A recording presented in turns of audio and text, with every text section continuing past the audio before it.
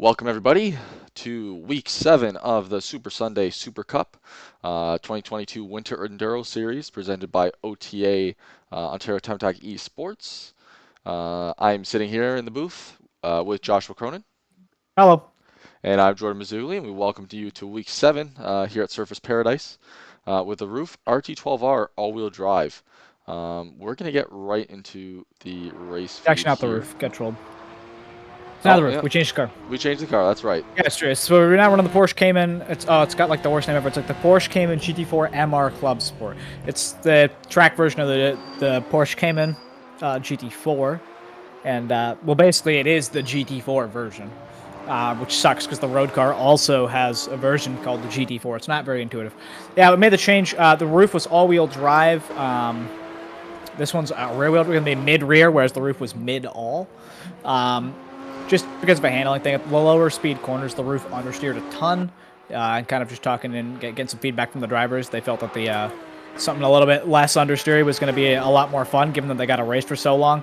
And so we made that change because it's also one of the main things is this is the first time we're going to a street course on the calendar, going to a street circuit. So it's going to be very narrow, lots of chicanes, and very punishing wall hits if you mess up. Absolutely. There's excuse me, there's no runoff here. So if you get it wrong, oh boy, do you ever get it wrong. Yeah, there is minimal. There is like escape areas for if the chicanes are missed, but it's not.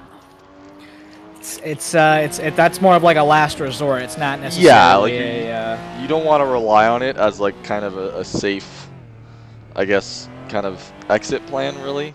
Like you really want to avoid getting off track at Let's all say, here. yeah, you could use it as an exit plan. The drivers have been informed that they're to give back places or ensure that they're Yes. not gaining time by cutting too much, or obviously just blowing through the chicane. Obviously, that's a Yeah, problem. like typically But we would have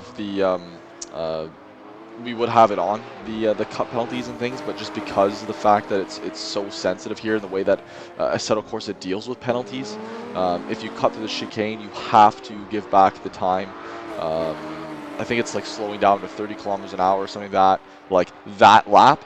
it's pretty And overkill. yeah, and let's say if you hit the chicane like just before the front stretch and you cross the finish line, and this happened at Le Mans actually last year with the chicanes there, where drivers would get a cutting penalty at the chicane and not even realize until they cross the line maybe 100 meters after the chicane and get disqualified immediately because of the way Assetto Corsa is very heavy-handed in how it gives penalties. So we're going to self-police this one.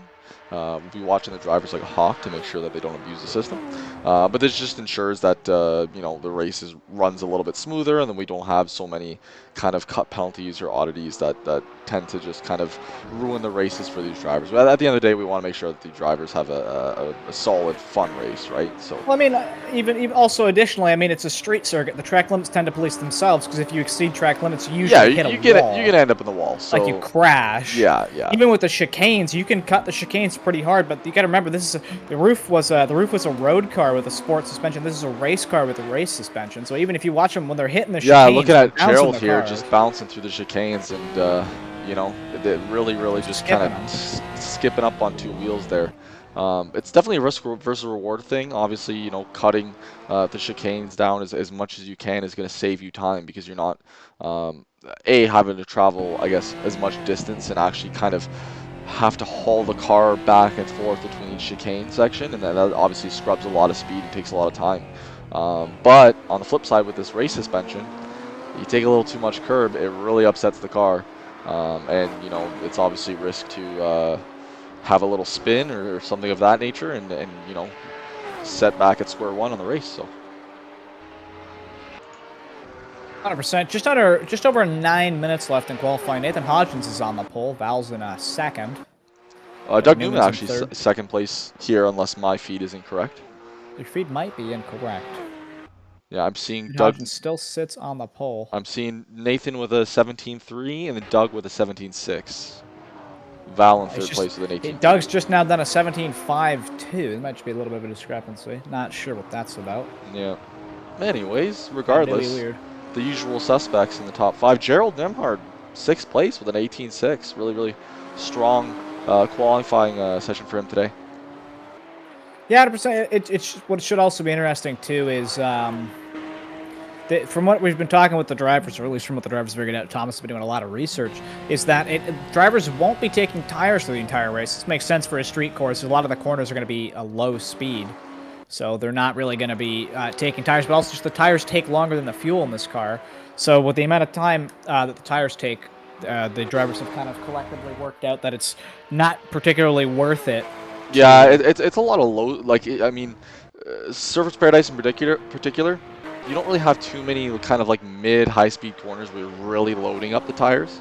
Like those mid-speed corners are usually like very crucial, like kind of mid-speed, very long corners. Surface Paradise here, it's basically straights and then low-speed corners and then chicanes. So it's like any kind of real loading up that you're doing on the tires, it's happening at such I guess a reasonable pace that you're actually not really, you don't have to worry about heat and by association really wear all that much. So you know, as the stint does wear on, I mean, an hour 40-minute race, like we will see tires start to wear down a little bit, but it should be much more manageable for the drivers than I guess our last couple races, where tire strategy has been much more important. Yeah, and I mean, we have over 7 minutes left. Nathan Hodgins still sits on the pole, 117.1. 117 sounds like in the 117s roughly sounds like it's about the pace. That's the other thing too is the drivers are going to have to struggle to get their just try and get the tire temps up initially. Absolutely. Due to I mean, if you're not wearing the tires, it also means you're not scrubbing them, you're not loading them, you're not putting heat into them, which is another thing drivers are going to be struggling for. Especially with we got a cloudy track. Let's go to weather check in the game. Let's go weather check. Time of day. No, that's not really giving me any information. Let's go back to I'm gonna go back to the pits. It's not really working. I'm trying to go through the air temperature. Asphalt's currently 19 degrees, so it's a cold track. Cold track. Yeah, that'll definitely help drivers be able to kind of extract the most out of these cars, especially over a long race. A nice cool track means the tires don't tend to overheat as quickly, so you can really get a nice grippy track. And I mean, cool track also means cool air most likely, so these cars should be at tip top, as we see a bunch of drivers just skipping through the chicane section absolutely on it. Joseph getting past Giuliano there, as both kind of smash through the chicanes and bounce off the wall. I imagine the race start first lap with cars vying for position through that chicane section is going to be quite rowdy. 100%. Yeah, the race start's definitely going to be something we're going to have to watch out for. The drivers are going to have to watch out for too. Absolutely. I suspect I will have a lot of tabulation to do after the race, but I hope I don't. Yeah, no, we hope for the best, and you know, they race clean. We do have a pretty good field here, 17 cars, so hopefully they can you know, be kind to one another. Yeah, no, 5 minutes left to qualify. 5 minutes 8 seconds left.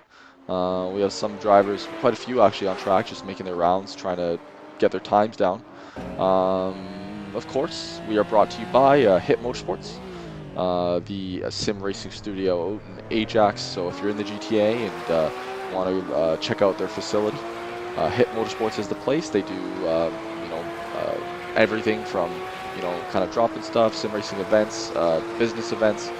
They have a corporate space, you know, all kinds of different stuff there. So if you want to get your sim racing on, especially for team building and all that kind of stuff, or just have a race with friends, Hit Motorsports is the place. And we thank them for their sponsorship and support this season, as well as 13 Motorsports and Adrena Garage, both automotive performance shops based in Brampton as well as Oakville, respectively. They've been providing sponsorship as well as promotional consideration for the prizes for all these drivers. So we thank them for their support. Without our sponsors, we wouldn't have a racing series here, so we really appreciate it. 4 minutes left in qualifying. Still only 3 drivers to break into the 117s. Yep, I do have to say, I mean, well, Joseph Yang doing a 117.8 now, so he's there you go. 4th in that running of guys in the 117s. I mean, they're packed fairly tightly. Nathan Hodgins really in a class of his own with that 17.1 right now. Doug Newman and Val DiPietro very close together, hundredths of a seconds apart, both in the 117.5 range. and then Joseph Yang doing the 17.8. So right there. Thomas Langiel not too far behind, 118.1, and then even Michael Gaglione, 118.5. And then moving down to Gerald, Phillip, very close together in the higher 118s. A couple guys in the 119s and a bunch of guys in the 120s. So I think throughout the entire field today, we're going to have a very, very competitive field, a lot of close battles. Yeah, looking forward. But yeah, I'm hoping it'll be good. This track's also interesting too because it's something that's historically been a detriment to the series, which is a set, of course, is physics. To be honest, might actually make this round a bit interesting because you're going to be bouncing off those curbs so much, it's really going to upset the car. Now the suspension will obviously absorb some of it, but you're going to really have to watch for the jumping and the kind of the skipping. Absolutely. I guess what you would call it, where you'll hit the curb and kind of feel it a couple times that you'd get with a stiffer suspension. That's going to really play into it, because over an hour and 40 minutes, eventually you're going to try and either get greedy or just kind of lose your concentration. And on a street circuit with those really big sausage curbs, that might just be enough to launch you into the wall. Absolutely. It's just a matter of what's going to happen first. And the other thing, too, that's also going to matter, too, track a little bit shorter, 117. Lap traffic's going to come into play, because where are you going to get around your lap traffic? We might see lap traffic decide a lot of battles and positions during the race. Absolutely, yeah. It's going to be very, very interesting. Obviously, we've done some longer tracks over the past couple weeks, so lap traffic hasn't been as much of a concern, but here, it's going to play a big role. And like you said, I mean, not only is the lap traffic on a short track typically a little more contentious, but we're on a street circuit that's fairly narrow, so it's going to be very, very interesting to see how this unfolds. And also a car count thing, too. Last week, because I'm a goofball, I scheduled the race during I believe it was the FART League, and the Ontario Time Attack League's in-person awards banquet, so obviously a couple of our drivers weren't attending because of that. I was there. They've come back. I was going to say. They've come back for this round. And we've got with 17 cars around a track like this, you are going to run into traffic. So that will the leaders will be the fast guys and the guys who can lap quickly and stuff like that. The winner is going to be the guys who can effectively lap quickly and also negotiate the traffic. Absolutely. I made a coffee for this broadcast. It's going to get intense later. I'm looking forward to it. Terrible news says Dmitry Mochkin has absolutely destroyed the wall in the second half of the circuit. First half of the circuit, rather. Is he behind the wall? Not sure what happened there. He's trying to reverse. How did he do that?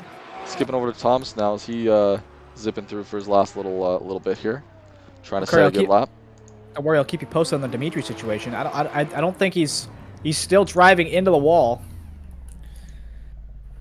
Somebody's. I think Gags has stopped to help him. Gag's a true competitor. Yeah, I think he's trying to give him a push. They are touching front to front. They're kissing. It's not working. They're kissing. This is the first example of an on-air kiss on our sim broadcast. First time for everything. We need the PG-13 overlay right now. Oh, that's true. Yeah. Suggestive content. You only get one kiss. Yeah. Qualifying is over. Fade to black on the Porsche's cutting. So we go to the race. Nathan Hodges on the pole. Val's slacking. Val's choking. He's only in third. I know. This is very unlike Val. But I'll tell you what, we got a good paint front row. They actually look like sister cars, honestly. Doug Newman on the pole. Nathan Hodges is in second. One of the iconic green, gray, and black 46. Alex Pietro is in third. Trisha Yang is in fourth. Gags is in fifth. Thomas Langel's in seventh. Gerald Nemhard, my pick. He's running seventh. Good qualifying. Career running qualifying. He's going to win this race. Phillip might win this race. I'm lying. He won't. He's in eighth. Paul Todd is in ninth. Brady C is in 10th. We do love Phil. Phil's great. I just like to make fun of him. Brady C is in 10th. Lazo Toth is in 11th. Julian Trejo is in 12th. Lee Larson is in 13th. Daniel's in 14th. Walter B is in 15th. Alex Milo is in 16th. Dmitry Mochkin in 17th. He's the only car that gets a standalone grid spot. He's that cool. Yeah, what I just want to point out, if you look at the last row, we've got inverted liveries. It's kind of funny. It's pretty neat. Anything else happen like that throughout the grid? Not really. I gotta see if there's cool paints. That is the one thing that's very nice about Porsche when they entered the technical partnership with Assetto Corsa is they gave a lot of really good paint schemes to the cars. Absolutely. Even for their older cars, too. They still had at least a couple. Yeah, no, they really pulled out all the stops. That's why Porsche cares. Exactly. Whenever you see Ferraris in a video game, they're all just red. Yeah. Hey, you know what? Speaking of Porsche, Porsche? What are the Porsche keys to the race? Porsche keys to the race: don't hit the wall. Yeah. Nail that one stop and negotiate traffic safely. Those are the Porsche keys to the race. Couldn't have said it better myself. Surface Paradise, Gold Coast, Australia. This is where Forza was set, wasn't it? I believe so. One of like Horizon 3. One of a bunch of Forzas, I think. Well, yeah. I think it was Horizon 3. Yeah, I believe so. I never played that game. Under a minute to go. It's going to be the most important part about the race. Not crashing. Also, not messing up the start. Remember, these chicanes are very narrow. I'm not going to lie. This turn one's terrifying. I've just realized how bad it's going to be. It's going to be contentious. That's a horrifying thought. It is going to be contentious as we have 44 seconds counting down here. Drivers are eagerly awaiting their fate as they battle it out on track. It's going to be... Oh, man. It's going to be something. This lap one's going to make a lot of people upset. Especially when I have to deduct points after the race for lap 1 contact. Yeah. Or turn 1 contact. No question. Please don't crash, guys. If any of you are listening, please, guys. There are better options. Do not go too wide into turn 1. I couldn't have said it better myself. Please, I beg you, the lights are on. Under 10 seconds remaining. Oh, no. Lights are on. Guys. Lights are flashing. 6 lights. And we're racing. Off. Oh, Joseph Yang with a great start. But the traction control is going to betray him. Ethan Hodgins and Doug Newman going side by side. He might get some heartbreak going into turn 1. Long run down to turn 1. Bit of side-to-side contact. Seems to go good. Clean. Doug having a bit more of a struggle. So Nathan's actually going to open up quite a gap. Over 1 second now to Doug. Rest of the field's packed in right behind Doug. So we're going to keep an eye on Doug here. Watch the field scramble as they try to vie for position. Brady spun around in the final corner, not moving it. There might be some sort of an issue with that car. Ooh, Doug Newman Doug and Val are just getting very, very racy here. Val's trying to look to take a peek on the outside. He'll have to yield as they go through the chicane section here. Ooh, some of these guys going too wide. That's actually an impressive feat. Lots of bouncy. Nathan just running away clean here. He's gotten a great start and he's avoided all the drama so far. So good on him. Let's take a look now. Val, Joseph, very, very racy. Gerald and Philip actually very close together. Let's take a look with them. They're nose to tail here. Really just a whole train of cars behind Gerald. Reminds me of a Truly train. Phil hitting the wall. Who's that? Well, it's the wall. And Gerald's going to squeeze up back and get his 7th place position back, which is good for Gerald. Not sure if he lit the tires up. The traction control on cold tires can be pretty unforgiving. Yeah, it can be very contentious. Looking to here, Joseph Yang very close to Val Di Pietro as well. We're going to get a little bit of that slipstream up the front straight. A curved braking zone for the first chicane. Doesn't make things easy. Gags closing up onto the back of Joseph Yang. Didn't realize how close he was getting there. Joseph's right on Val's bumper now. He's looking to pounce at any moment. I wonder if this will be it here. Coming through this back section of the track. Giuliano makes a move up to 9th. Goes wide. Giuliano capitalized on Paul Todd's mistake out of the first chicane. Got a bit loose. Laszlo capitalizing on both of it. Going to gain 2 places in 1 corner. I told you I made a coffee before this broadcast. Absolutely. Let's look back at Val and Joseph here. Val's closing in on Doug and Joseph right behind Val as well. So this is turning into a 3-way battle for P2. Doug Newman trying to fend off P2. Paul Todd. Oh no, there's an issue on the back straight. Oh, multiple cars. Oh no. What happened here? Oh geez. Oh, Alex Milo's Alex Milo around, Paul around. So these guys are just gonna have to shuffle back. Looks like Lee Larson and Daniel St. Ibanez side by side. Daniel getting through up to 11th place. Really strong move from him. Let's take a look back at our top 4 drivers. Keeping each other close company. Really not giving each other the breathing room at all. Trouble in the back. Never mind that. Newman holds on to 2nd. Gets on the brakes. Ooh, oh man, I think it was Joseph Yang just misses braking the zone. First corner. Smokes the wall.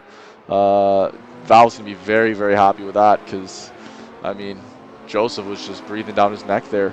And this is going to leave Joseph really open to getting attacked from Gaglione and Thomas Langiel behind him as well. Thomas and Mike actually having a decent battle here. Thomas really on Mike's bumper here, just kind of waiting and gonna figure out a time to pounce. Yeah, drivers just taking all the curb on the chicanes. They're just getting it up on 2 wheels. Laszlo got sideways out of the last corner. Don't know what happened there. Unfortunately, going to put him down in 16th. He's got a long way to go from there. Thomas still working on Gags for 5th. Yeah, no, these drivers, it's going to be a bit of work. We're only 4 minutes into this race. No kidding. It feels like we're still on the first lap, but it also feels like so much has happened. I'm still trying to figure out about that multiple car wreck on the back straight. It looks like somebody just got loose out of the final chicane and just, I mean, you're on a street circuit. That's another thing that we didn't talk about. It's just with these concrete walls funnel all the action into one place. Sometimes you just don't have anywhere to go. Speaking of action, Walter spins. Second last corner. Don't know if he got help or did it on his own. He's got damage on the front, no damage on the back. Who knows? Bright side, he's going to be able now. Laszlo's not going to be able to battle him to get 15th back. Thomas still working on Gags in 5th, going into the first hairpin.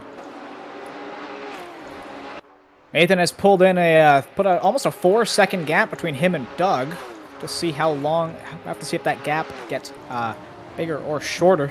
Nathan might, especially that's another thing too. Especially if the drivers aren't going to be taking tires, they might have to worry about burning all their good tire off and might be left with nothing for the end of the race.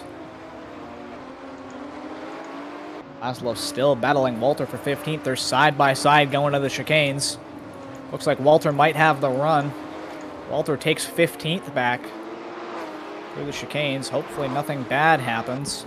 Yeah, let's take a look at that. That tends to be the modus operandi of chicanes on this circuit. Let's hope nothing bad happens. I've seen it in V8 supercars. I've seen it in Champ Car that used to race around here. We're going to see it here. Nathan's last lap a 1:18.09. Doug Newman's last lap a 1:18.31. That gap might be stretching slightly, but don't give it to Val. Joseph Yang skipping off the chicane, hits the wall, flipping. Oh, Joseph Yang is right around, and I think, who did he collect there? He collected Gaglione. Gag's not going to lose that many spots. Gag's going to drop back there's 2 3 places. Oh, man. I think he might have lost 3. I think somebody got past the impact initially. Yeah, it was Thomas. That's the other thing you got to worry about with these street courses is... Yeah, not a good start for Joseph Yang or Gaglione here. Gaglione just having a real rough go at it. I mean, came in, decent qualifying, had a decent start too, but when you get collected in those situations like that, I mean, you know, what are you gonna do? It's the way she goes. Oh, Gags! Oh, he lit the rear up. Even with the traction control, lights the rears up. Gonna still lose some time. Kept it going in roughly the same direction. But if there's any driver in this field that is able to do a good comeback drive, it's Gaglione. I have no doubts in his ability. He's only in 8th. We've seen him come back from 25th. Philip working on Gerald Nemhard, who's up to 6th. Let's go! It's my pick. He's going to win this race. It's going to happen. You can tell I made a coffee. I am excited. It's also Gold Coast. I like Gold Coast. I know Gold some people Coast on is good stuff. We got Gerald and Philip here as well. Oh, they're battling. Battling as well. Oh, Gerald. Ooh, just about hits the wall, but he keeps it going straight. Phil's got a crazy run. Oh no, Phil, what are you doing? Oh man, what happened to Phil there? I think he's. Gerald, no, not the tires. Gerald got dumped. Come on, buddy. The way she goes. Get her going, get her going, get her going. Come on. Oh, he's at 11th. No. Oh, man. Rough luck for Gerald, who's had such a strong start to the race. I mean, I can't believe it's already been almost 15 minutes. This has just been a melee. There's so much happening. Yeah, I mean, Gerald back in the top 10, so... and he does have the pace, Let's so go. We'll see. Let's go. Gerald's going to do it. I have a feeling. He's gonna claw it back. Lee Larson not too far behind. Let's look at Dimitri and Alex Milo pretty close together here as well. Sliding through turn 1. Ooh, Brady getting all out of sorts. He bounces off the wall. Reckon Brady a lapped car now. Somebody, I think there was Laszlo going through the chicane to avoid. or he is allowed to do that. I'd rather people use the escape chicanes than just cause another wreck. Absolutely. And most importantly, I don't think he gained a position. That's kind of the most important part. Well, he did, but Walter was like backwards wrecking, so that's a valid reason. Although he is a bit slow, he might be nice and give the position back. Who knows? Or maybe he's just slow. I'm going to assume he was being really nice, because Laszlo is a nice guy. I almost called him Alex. Alex is also a nice guy. I just talked to Laszlo more. I know he's an even nicer guy. Gerald Nemhard chasing down Daniel Santimenez. I'll tell you what, Gerald's really on a charge. He's been putting in the work. Yeah, I mean this in the least offensive way. This is a very uncharacteristically good drive for Gerald. I know Gerald was talking to Gerald. He said he wants to make me proud. I pick him every single round. He said he's getting better, and it's showing. Maybe he's gonna try and reverse sweep the championship. Maybe he's gonna win the last 2 races. That won't put him in championship contention, but it'd be really funny, you know. If there's anybody who can do it, it's Gerald. That's true. Having a look at our schedules, or at our sectors, not schedules. Nathan Hodgins has set a couple purple micro sectors. Val DiPietro has set 2 purple micro sectors. Doug Newman has set 1. Driver's still going for her. Joseph Yang right on the rear bumper of Thomas Langell.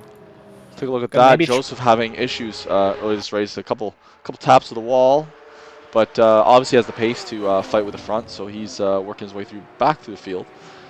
Just putting the pressure on Thomas Langell. Thomas having a good race so far. Oh, Thomas skipping through the chicane. They took a bit too much curb. But, yeah, no. Joseph is going to slip on through, and that's that. Joseph Yang getting a third-person view as to what his mistake in turn 1 looked like. Yeah, no kidding. And he's flashing his headlights. I'm not sure why. I hope it's because he's saying "good battle" and not "I hate you." I don't think that. Well, he's behind him. He wouldn't even see it. He might have just hit the button by mistake, honestly. Oh wow, they really just jumped through those final chicanes. Gerald Nemhard right on the back bumper of Daniel Santimenez. Oh, they're going to try and go side by side through the chicane. It's going to break a lot of hearts. Oh, Dimitri! Oh, we've had a 3-car wreck. And Walter. Trouble. And, oh, goodness. And I think that's Gerald. Oh, no, Gerald's coming through okay. Laszlo. It's Laszlo, looks like. There is some overlap. I don't think they saw it. All 3 cars wrecked. So they get going again. Got Gerald up there. He's currently running 10th. Walter just using all the chicane there. Yep, jumping and skipping. The roof suspension was a bit too soft. That was causing some issues with handling. This car might be a little bit too firm in the suspension department. But frankly, I don't think I've ever heard a race car driver say the suspension's too firm. Yeah, no, it's not. You don't really hear that. And usually very happily smash their head off the steering wheel multiple times, then have a slightly more comfortable ride. Iglioni trying to work on Phil. Talking about comeback drives. He's already passed 1 car. He's just got to get past the second one.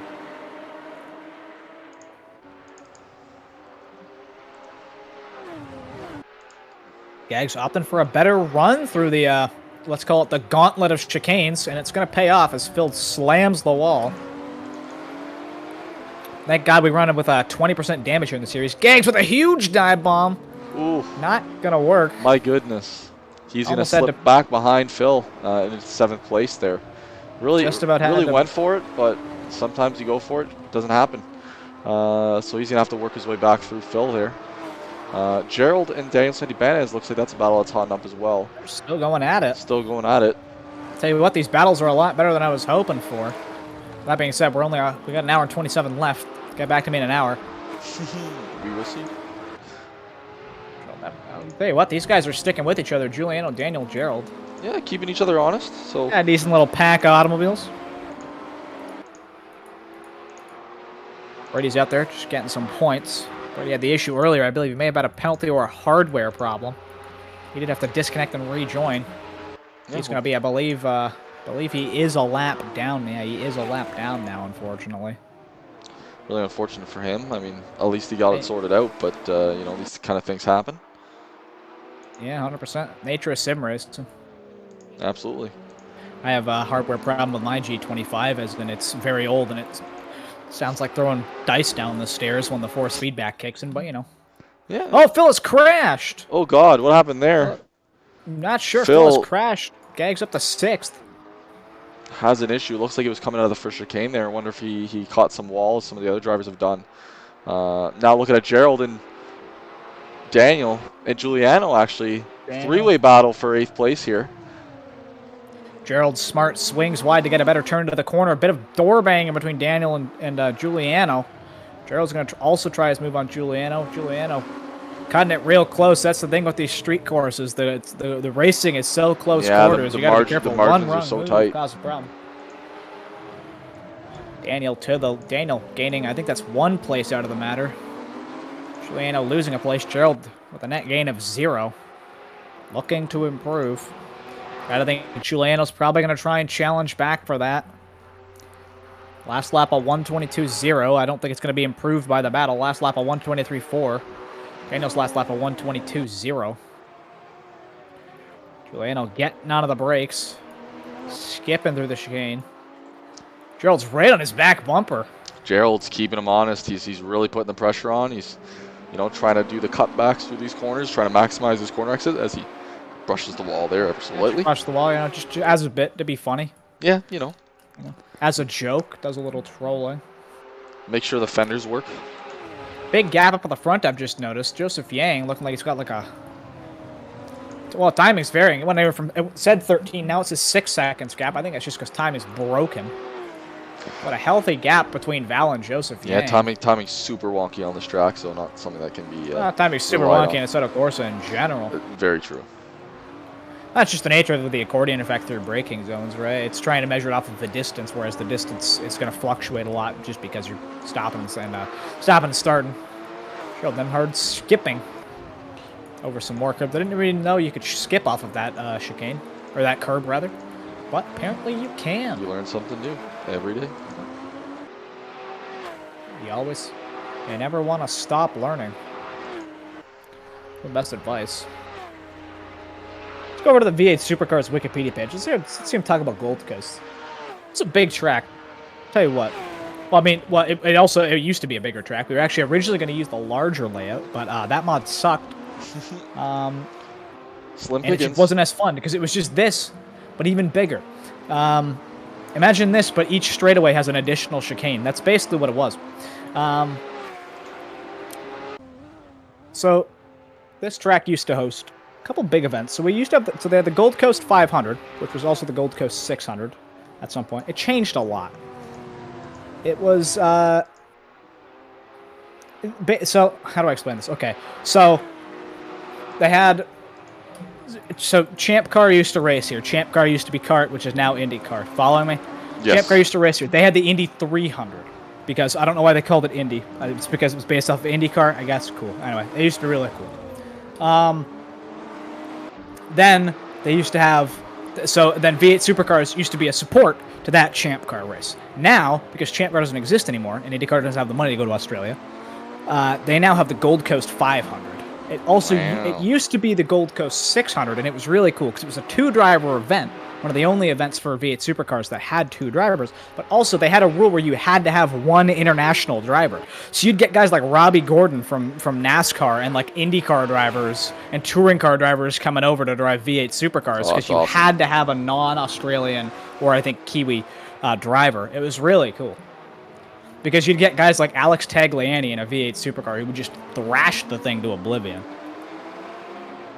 It was neat. An hour and 23 minutes left. Gerald Nembhard is working on Giuliano again. These guys are not giving it up. No, they're keeping the pressure on, doing what they got to do. You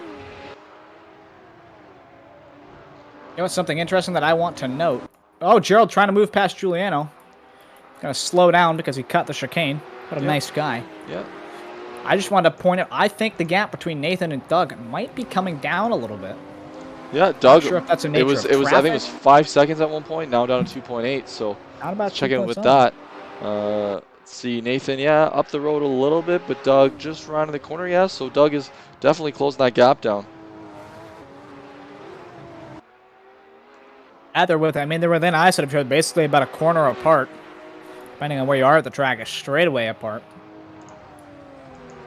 And Lee Larson's now tagging onto the back of this battle. Lee Larson looking to get past Gerald Nembhard. Gerald looking to get past Giuliano. a pretty decent battle here in the midfield. Just unfortunate that Lee Larson's running one of the worst paint schemes I've ever seen on a Porsche, frankly. Yeah, it's something. And it's not something good. See, oh, Lee Larson taps the wall. We're going to lose a lot of momentum. That's not going to make him happy. Ryan makes a really good point. Why do they call it IndyCar? IndyCar was called that because it was based, the sanctioning body of IndyCar was based at the Indianapolis Motor Speedway a while ago. It used to originate from USAC. So they just kind of adapted the name IndyCar, similar to, I'm trying to think of another example, too, of cars that sort of, I don't know, they just always called them Indy cars as they were literally cars that raced at Indy. That's correct. And that kind of just, when the IndyCar series became a thing, as in a series that would use Indy cars, they kind of just adopted that name. There was a bit of a change in the mid-90s to 2000s with the USAC and CART split, with the IRL CART split, as people commonly know of it as, because the USAC and the Speedway actually filed a suit against CART, saying they were not allowed to call them Indy cars because that was a violation of the trademark of the Indianapolis Motor Speedway. So they had to call them Champ cars. So even through CART, they were called Champ cars. They might even be the same cars. They just had a different name. Good, excellent question. Lee Larson's still working on Gerald. Yeah, that's a very close battle together, as well as Gerald on Giuliano. So pretty tight battle there. They're working on each other, trying to wear each other down. Oh, Gerald way on the back of Giuliano. Only about a foot apart. Giuliano got a bad run through the chicane. Going to check everybody up behind him. And he's accidentally cast Gerald Nemhard into the I don't know, reach of Lee Larson. Gaps stretch out a bit more, but that is not an unreasonable distance.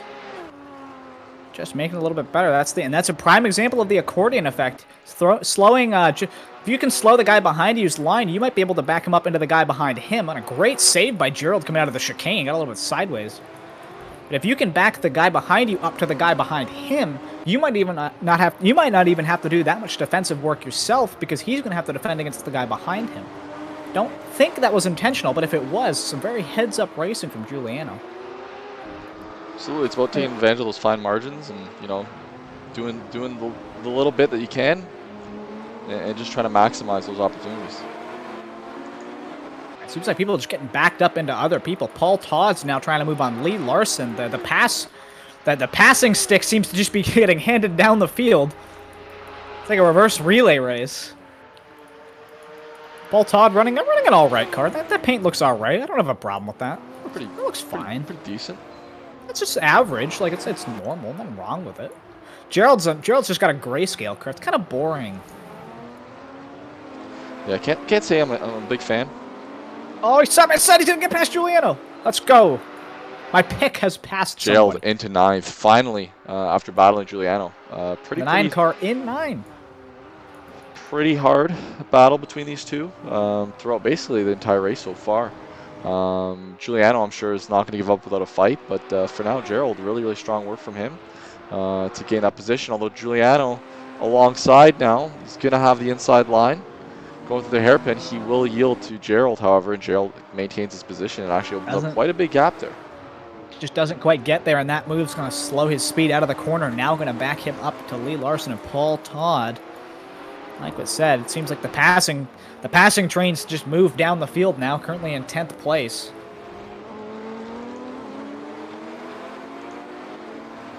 An hour and 18 minutes remain. Lead gap staying a bit constant. Might have gotten a bit larger. Doug Newman was a little bit slower that lap. Nathan's not about to be done any favors, though, as he is catching the lapped car of somebody. I think it's Walter. It is Walter. That is not going to help the situation. Absolutely not. Okay, if Nathan wins this race, because he has a really cool paint. Big fan. I mean, he's been really solid all season. You know, he's had a couple races not go his way, but I'm sure that he'll be really happy with a win this season. He definitely deserves it. He's had some really close calls, but you know, just trying to maximize on the opportunities where he can. And I think this is a great showing from him so far. He's also just a nice guy too, willing to make his views known without being mean about it. Oh, Lee Larson getting a big run on Giuliano out of the chicane gauntlet. That's what I'm calling it. I don't care what it's called. Gonna get around him. Giuliano now getting backed up to Paul Todd. You don't want to lose 2 places in 1 lap. But if he defends a bit too hard, he might lose more than 2 per in a lap. Hope not. The one thing that would have been really important to find out from the drivers is when they're roughly going to pit. Now, if we assume it's the halfway point, excuse me, that's going to be around the 50-minute mark. And I assume just for the sense of, just for the sake of trying to save, or to keep the car relatively balanced and carry the minimum amount of weight, probably going to stop at the halfway point. That makes sense. Otherwise, you're going to have to take a splash at the end if you got a full tank. Absolutely. They're going to have to really try to maximize, and I think one stop is a strategy, for sure. Yep, going to be a one-stop, no tires, though, which is going to be interesting. Given these are a hard compound tire, they're not going to wear that much, but they do take one. Definitely going to be interesting. Tires won't be the move, but the real key is who is going to accidentally leave their tires enabled and cost himself a lot of places. You hate to see it, but it does happen. It happens all the time, which is why I said it. Well, I'm not calling anybody out, but it definitely happens. Yeah, it's happened, I think, multiple times over the course of this season. What else we got? The back of the field, Paul Todd's really kind of just trying to work on Giuliano. Another battle to follow, too. Gerald Nemhard is catching Daniel for 8th position. I'm going to avoid lighting it up. Oh, Thomas getting way sideways coming out of the chicane gauntlet. Just happened to flip to his camera view, and he was applying a little bit of opposite lock while heading directly for a wall. Kept it clean, though. That's all that matters. Absolutely. Especially over an endurance race like this, you know. Got to keep her out of the cabbage. That's like 90% of it. Not a lot of cabbage to be found here. A lot of concrete, though. And more importantly than a metaphor, some trouble for Nathan Hodgins, as he is now going to have to try and get past the 3-way battle between Giuliano and Paul. And there's not a third driver. He's going to have to try and get past the 2-way battle. Giuliano, Paul, Todd. He's also going to have to negotiate with Lee Larson. That might be enough to back him up to Doug Newman. Taking a ton of curb on the exit. Oh man, I'll tell you what, the guys in Stuttgart are going to be selling a lot of suspension components after this race. It's been downright abusive. Overnight parts from Japan. Well, I almost said Japan, Germany. If you're buying your Porsche parts from Germany, well, I guess they have RWB. Japan does make Porsche parts. They're not really going to help, but it's a pretty. I would say I'm going to look up this. Well, there's a battle happening after this battle. I'm going to look up this car. Nathan Hodgins negotiating lap traffic. Not going to make it easy though. This might be enough to back him back. There's drop him back and maybe even lose the place to Doug Newman. Or if it's really bad, even to Val, this could turn into a 3-way battle for the lead with an hour 13 left.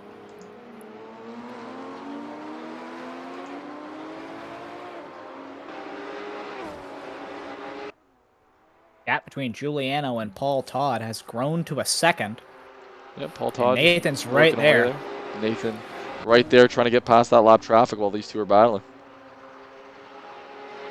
Let's not forget about Joseph Yang, though. He just set a personal best in 4th. A big gap between him and Val. But he can close it. And maybe to the point where if Val makes a mistake, he'd be able to get around him. All 3 cars, Nathan, Gags, and Nathan, Giuliano, and Paul Todd, bouncing off the exit chicane through the chicane gauntlet. Yep, margins are so tight here, so it's all about Nathan's maximizing now right those behind this opportunities. battle. Yeah, and that's going to close.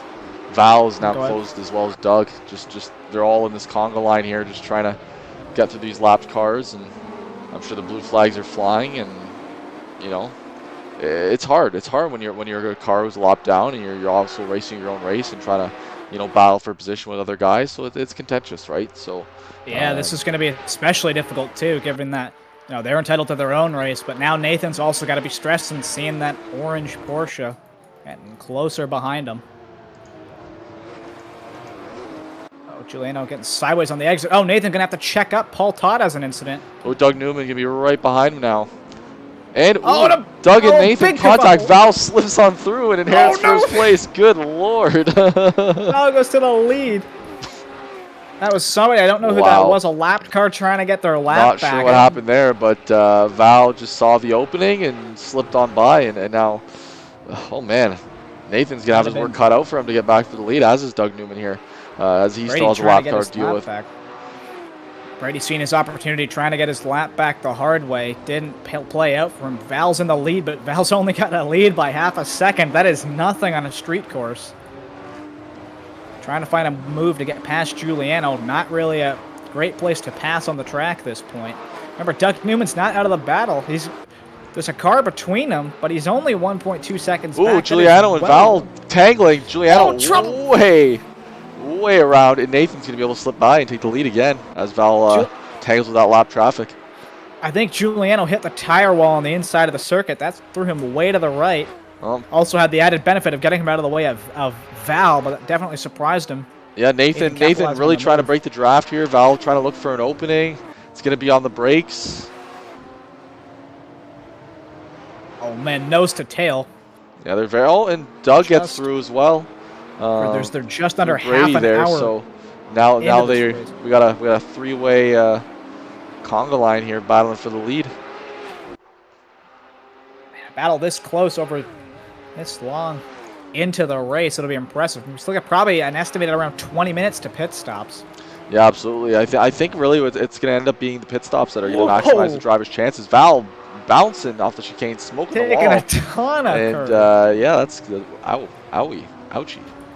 Nathan Hodgins with a 1.3 second lead. It's not a mile, but it's a decent amount. It's enough to.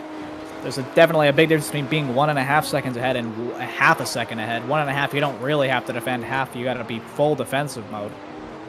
As we've still got more lap traffic. The traffic never ends here at Surfers Paradise.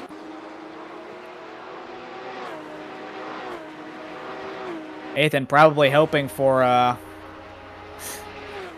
better attempt at getting around the traffic this time by. Like Newman looked hard to the inside. No question. On the last move. But, I mean, it's a street course, though. You got to make those moves. I can't blame him. Oh, man. Val getting right up behind Nathan. This is an interesting one.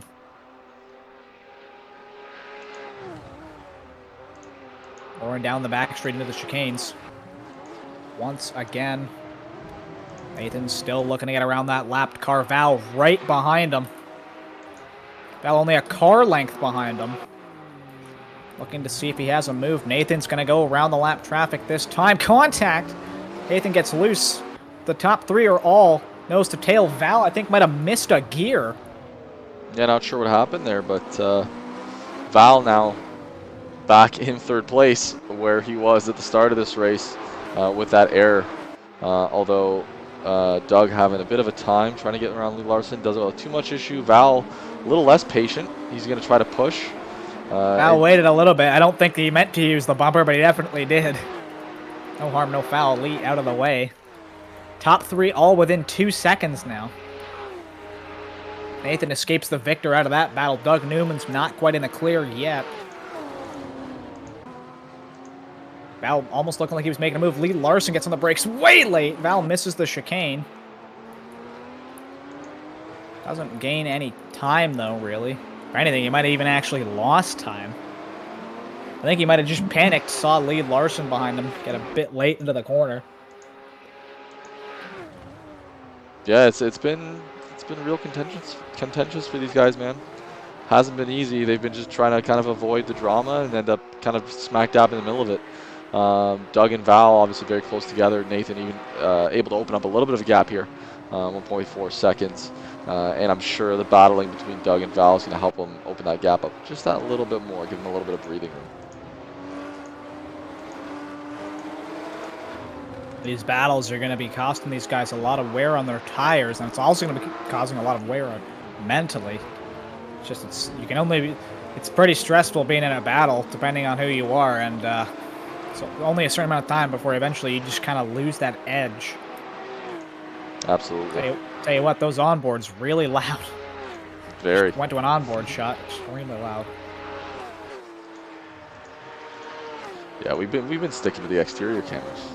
A little more The onboards manageable. are a cool feature, but I mean, I guess that is the nature of the Porsche. People love them for their sound, but Yeah. they just really are loud. Sit on board Newman, with maybe Val a little here. corner. Ooh, Although Val Newman tucking it kinda- inside. Doug going a little wide, but gets a good exit here. Val's just really trying to find any window that he can take here and try to get ahead of Doug. Just trying every single possible opportunity, but I mean, he's yet to make something stick yet. So, I mean, obviously this is a battle that we're going to be watching very, very closely as this unfolds.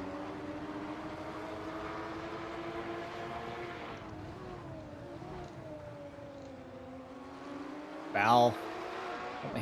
Oh, I think Phil might have had an issue. Phil is outside of the racetrack. Oh my! Oh, and in the pits. How did he do that? Not sure. Phil is out of the ballpark. Phil has been auto-towed back to the pits. I don't even know how he did that. That's an achievement. Well, that sucks. Yeah, very unfortunate for him. He was having a pretty decent race. He was having a decent race. I might actually go talk to him for a second. Yeah. I'm gonna go talk to him for a second and figure out what was going on there. That was something. Val and Doug still battling very closely together, but half a second between them as we get into, I guess, an hour and 5-ish minutes left. Yeah, really unfortunate for Phil there. You know, just kind of running his race and somehow ended up outside the track. I guess we're going to find out what his issue was. Yeah, no, this is sim racing. Sometimes wonky things happen, and it's just part of it. All right, we're back. Phil hit a sausage curb and cleared the fence. I'm almost impressed. Out of the ballpark. Phil down in 17th. That really sucks. Yeah, honestly, very, very unfortunate for him. Has he tried driving better? We all have.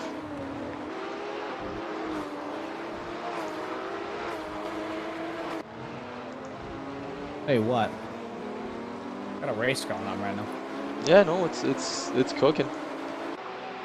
Really, dude, the top three still under 2 seconds. This is kind of the closest we've seen them in a while. Absolutely. I mean, Doug's been actually keeping Nathan pretty honest. Nathan had about a 2-second gap at one point, but Doug's been just really keeping the pace on.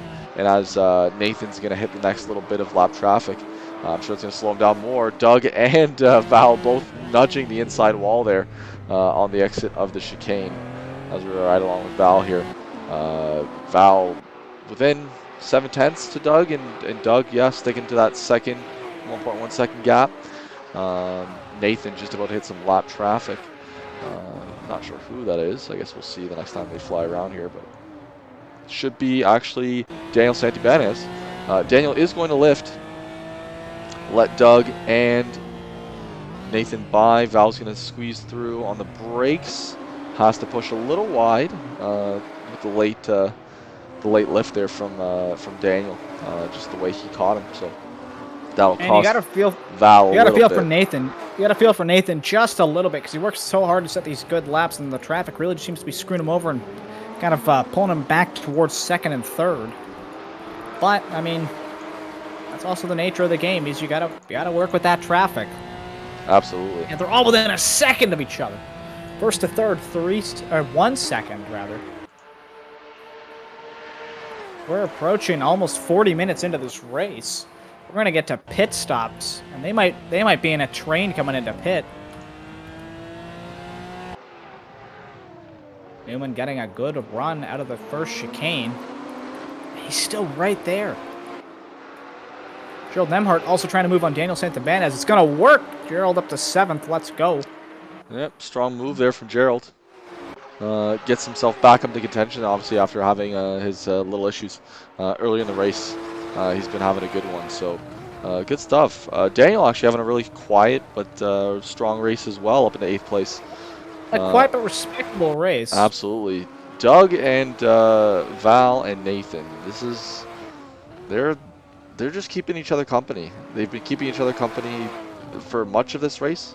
Nathan did run away at one point, but I mean this traffic that we've been seeing has just kind of equalized it, and you know, these guys are nose to tail, and still about an hour and 1 minute, an hour 2 minutes remaining. So almost 40 minutes has elapsed, and yeah, these guys still neck and neck. Val seems to be getting a better run through the chicanes than Doug Newman. I don't know if that's down to like perhaps a fuel load. If Val's got more fuel in the car, cars might be a bit more stable, or if it's just a driver thing. That being said, Val has lost time in that chicane, so ignore me. It do be like that. It was right there. Half a, or 0.6 of a second. Well, now it's half a second. Thanks. Just trying to get him. Oh man! Whoa! Doug Newman hitting the curb a bit and too hard. Val's gonna slip right on through there. Oh man! Not gonna help Doug Newman's race. A precision move from Val. Impressive pass. Basically threaded the needle between the wall and Doug Newman, but Doug Newman's not gonna let him have that easily. Val getting loose, coming through the corner, is going to be slidey. Ooh, Doug's going to get really skittish there coming out of that corner there. I think he clipped a little bit of that inside curb, and you can see the front just kind of skipping right across the track. He did really well to keep that sorted. But he's definitely going to be fighting hard to get that position back. Gerald and Daniel flip positions again. Oh, God! Oh, trouble! Joseph Yang and Gerald Nemhard go around as they make contact. Unfortunate. I think that's going to bring Thomas now into contention as Gerald's still stuck there. And Gerald's going to be down into 10th when he starts to rejoin the track and gets going again. Doug and Val very close together again as well. 0.4 seconds. So Doug really having good strong pace. Now getting around Val is another thing entirely, but you know, I think a lot of these drivers just have been keeping the pressure on because the margins are so tight around here. As long as you can stay on that back bumper of the guy in front, you can pretty safely say that you can force him into an error. The other thing, too, is Nathan Hodgins is coming up to, once again, 2 more lapped cars. That'll keep the battle interesting, at least for a little bit, maybe even through to pit stops. Who knows? We might see Val and Doug Newman react to whatever the leader does in the pits. They might be running their own strategies. Who knows? It would be wise to pit at the same time so you guys can race it out on fresh tires. But if you think the overcut's going to work, it might be worth it. I just don't know if it's going to work around this track, especially with the traffic and just kind of the nature of the track. Absolutely. Not a very fast lap time compared to fueling times. Doug Newman's still right in the back bumper of Val. Doug Newman's really hitting those curbs in the chicane now, trying to rival Val in terms of oh, trouble! There's been a pileup at the exit of the. Oh God, they're all looped around. Val slips on through. Doug slips on through. Nathan kind of gets tangled in that, but is able to get going again. Doug and Val side by side. I think Doug's gonna end up ahead into the chicanes here. Yes, Doug he is. Gets ahead. Val braking a little bit to get back in line, avoid losing too much time. So Doug now Newman gets into the wall. Manages to hold on. But for now, Doug, we have a new leader. Doug leading the race now for the first time after being in contention for a little while. So he's probably really happy to be out front. Val's giving him a run for his money though, and Nathan, don't count him out because I mean he's had to filter his way back and then filter his way back through again. Nathan really just seems to be getting screwed over by that first hairpin. Val's going to go side by side. Doug Newman might not get his lap led. Drag race to the line. Looks like Doug Newman might get the lap led. That's really important. You got to pad those stats. Every stat counts. He gets it. Doug Newman has got a lap led. Let's go. A big W in the Newman camp. He's gonna get the move into the first chicane too. They're all gonna bounce, hop, skip, jump. Nathan Hodgins is right there. They're all within about a car length. Oh man, they're just on it. Val gets by. Get the inside there. But Doug is going to stay ahead with a good exit. And Nathan's trying to sit and watch. Looks to the inside, see if he can capitalize here. Oh man, this is tight. This is really, really tight. All Val three of them taking a cold whack ton of curb. Val getting real unstable really on the unstable. chicanes those time. Going a little wide through this corner here as well, and a bit of sideways action as well. It's going to reel Nathan back into him and give Doug a touch of breathing room here. And I've been noticing over the last couple laps, and even more in the last couple laps as we see it happen again, Val seems to be really sliding the back of the car. It's almost like he can't get the power down. I don't know if he's messed with the traction control settings, which he is allowed to do, or he might just be losing the rear tires in the car. That's not going to help his long-run pace. We'll have to see. Nate Newman up to a 1.3 second lead. Get another lap led. Pad those stats again. Nathan within half a second might try and challenge Val into the hairpin this time. Oh, a great run through the first corner. Not quite able to get the move done, but going to be right on his back bumper through the chicane. I keep calling it a chicane. It's a hairpin. 6 minutes until the halfway point. We might see pit stops shortly. Shout out to Thomas and Joseph Yang. Thomas is trying to catch Joseph Yang. Joseph Yang stuck in some traffic. Oh, Val with a bad exit out of the chicane gauntlet again. We have another pass. Nathan gets 2 in one corner. Nice. Nathan back into the lead. Just slips on Newman through. challenges him back. Val side by side with Nathan into this corner. Oh man, really geez, I can't even keep up. They're just trading places. They're just passing around the lead. Who wants it this lap? It's like playing hot potato with the race Pretty lead. much. Yeah, something. This is something. Some great battles up the front. Something that's, frankly, to be 100% honest, just really been needed over the last couple races. Nothing wrong with the whole endurance strategy part of it, but at the end of the day, sometimes you just want to see some cars race really close. Doug Newman, 0.7 seconds back. Once again, get a third lap led. Pad those stats. Through the first chicane. A pretty clean run from all three of them.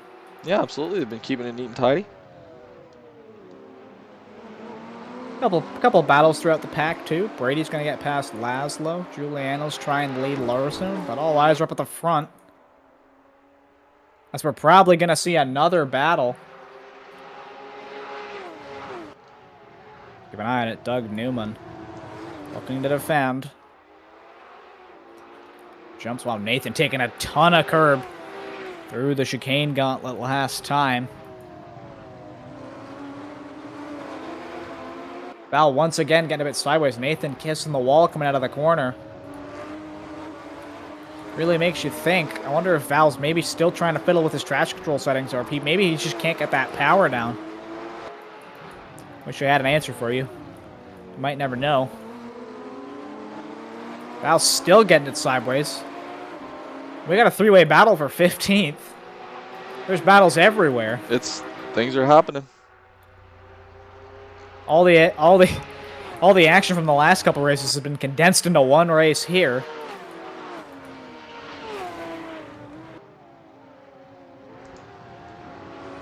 You love to see it. Yeah, you really do. Brady, Phillip, and Laszlo all going for it. It's actually a four-way battle because Dimitri's here. They might go 3 wide on the front straight for 14th. No, Phillip thinks better of it because he remembers this is a street course and it's for 14th. I'll tell you what, so we got interesting battles up at the front and the back of the pack. I mean that with no disrespect to the guys running near the rear. A battle's a battle. No I don't question. care if the car's running first and second or 29th and 30th. If they're going side by side, it's going to be interesting. I'm just checking myself back up at the front. Doug Newman still with a 1 second lead. These guys are just going for it. Yeah, Phil and Dimitri there. Oof, man, bumper to bumper. Dimitri's been holding them off. They both go, oh, Dimitri smokes the wall hard. And Phil's going to go through and take that 15th place position. Laszlo's going to also slip by Dimitri. Oh, but Dimitri's going to fly by again because Laszlo just having a real rough go at that corner. That's the end of the wall. Doug Newman with a 1.2 second lead. Battle at the front. Calming down just a little bit, but still quite close for an endurance race. We also got to monitor. Yeah, there's once again this battle at the back. Laszlo. Only a second behind Dimitri. Philip only 1.2 seconds behind Brady.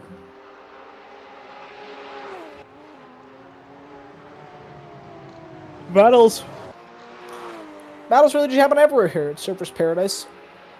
Absolutely. It's been Doug Newman really with a terrible run out of so the final chicane and the chicane gauntlet. Val's yeah, going to close Val's up gonna right close that behind gap. him.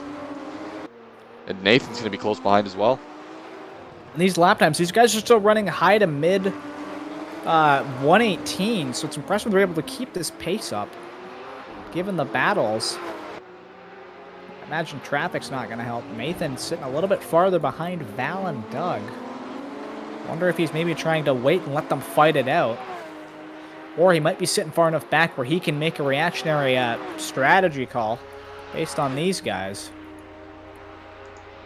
Another thing, too, with the Soto Corsa's automatic pit limiter, drivers usually will just throw it into the pit lane and let the tires slide and what do you call it? Get them up to, or get the car slowed down to pit lane speed, because you can also gain a little bit of time off of that. But that's going to be not really a strategy used in these cars because they're not going to be changing tires. You really want to save your stuff for the later part of the race. It is a hard compound, yes, but it's got to go an hour 40. Now right in the back for Doug Newman. Might not try, probably not going to try and move into the chicane gauntlet, but he'll probably try and move on the exit. Doug Newman kissing the wall again. Val's going to get a run. Doug Newman running a defensive line. Oh, Val Doug's going to try to protect the inside. Val's going to take a look as they go through Alex Milo here. Lap traffic. Alex Milo yielding for these top three guys, battling through. Val's going to go way outside, and Nathan's going to be able to close a big gap to him. Nathan actually checking up there a little bit. Probably caught Val a lot quicker than he was expecting. This is, man, this is a heated battle. 15 minutes left in the race, and oh god, it's been just action. This might be the best battle we've seen all season. Alex Milo letting the leaders by, not only a good move, but he also gets the added benefit of being able to watch the battle. We are officially past the halfway point, so people are going to start stopping. They're going to start stopping soon. Absolutely. I suspect. I mean, they could go as close as they could to the end. Could go as close as they want to the end, but I'm not sure that that's the move. Val less than a car length behind Doug Newman. He's just got to find where he's going to get it.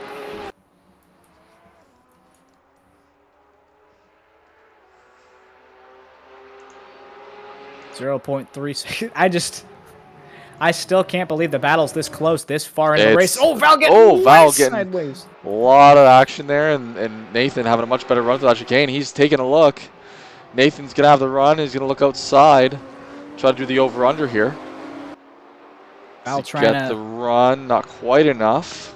Nathan trying to page out of Val's book there, the over-under sort of through that kink after the chicane gauntlet. Not going to work.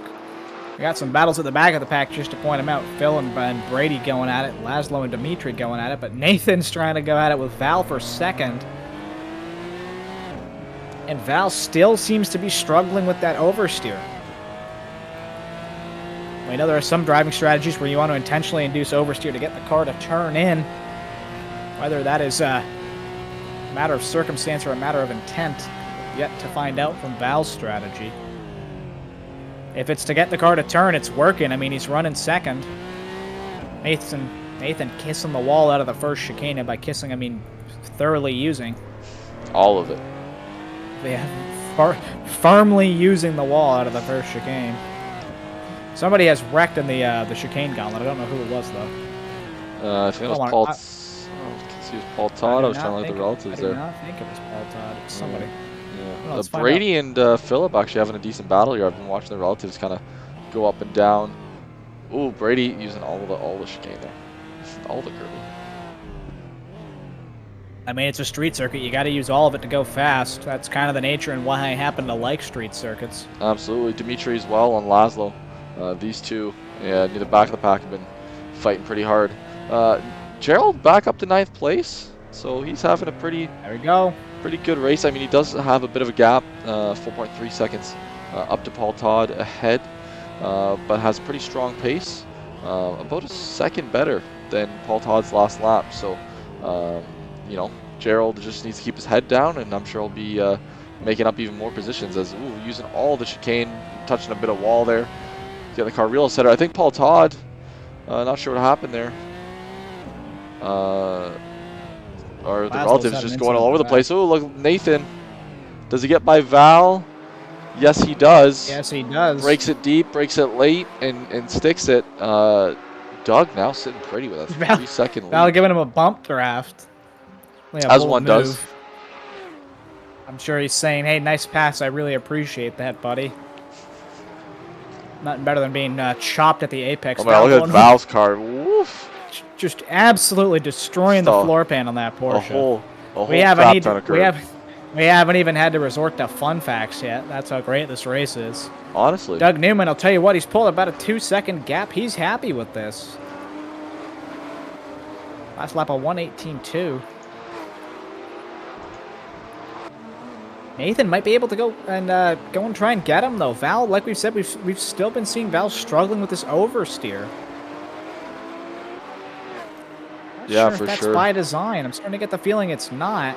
Yeah, I'm not entirely sure. Oh, look, Brady and Phil actually side by side here. Brady's gonna have a look on the outside.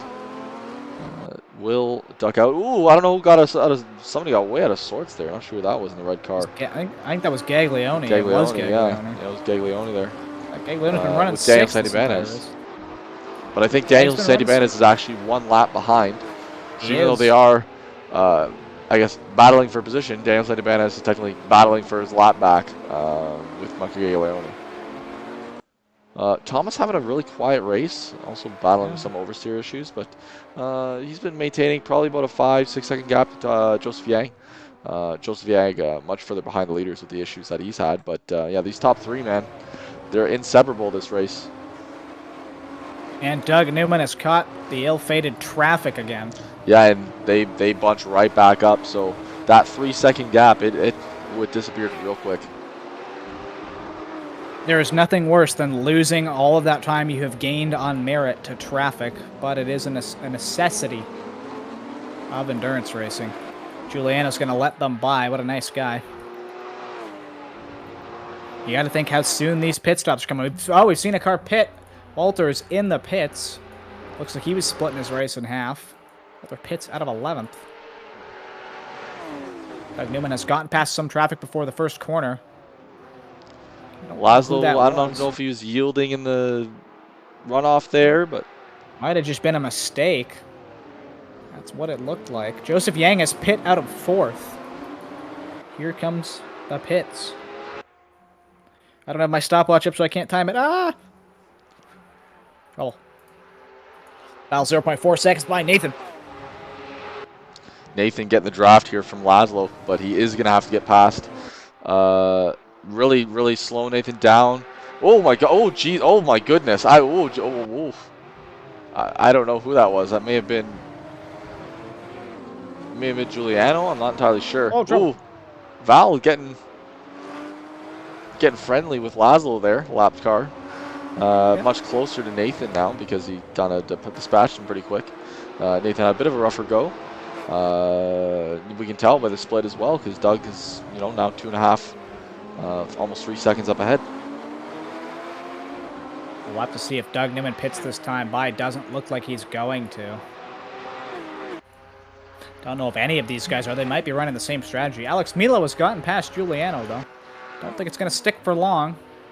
They drag race up the front straight. Giuliano will probably lead it by the time they get to the line by a nose. Gets it. Ooh, Val crossing over Nathan. Gets it done. He'll have the inside here. But Nathan's going to try the over-under. He slides it. Nathan's going to get a really nice exit here. He's having a look. Doug, we see there, crossing by. Ooh, Nathan has a look, but he's going to let up there. As they go through the chicane here. Corners are up next. Yeah, not really going to do a hero pass. Ooh, both of them bouncing off the wall. Gap's still 0.4 seconds and even lose that much time.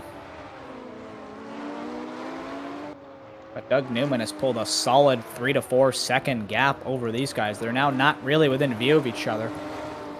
You got to think if Doug Newman might pit this time by, He's got a little bit of the gap. He can maybe catch them by surprise. So, of course, they're all talking to each other, in which case this goes out the window. Doug Newman will continue. Any strategy call from second or third place does not look like it. Val and Nathan stay out.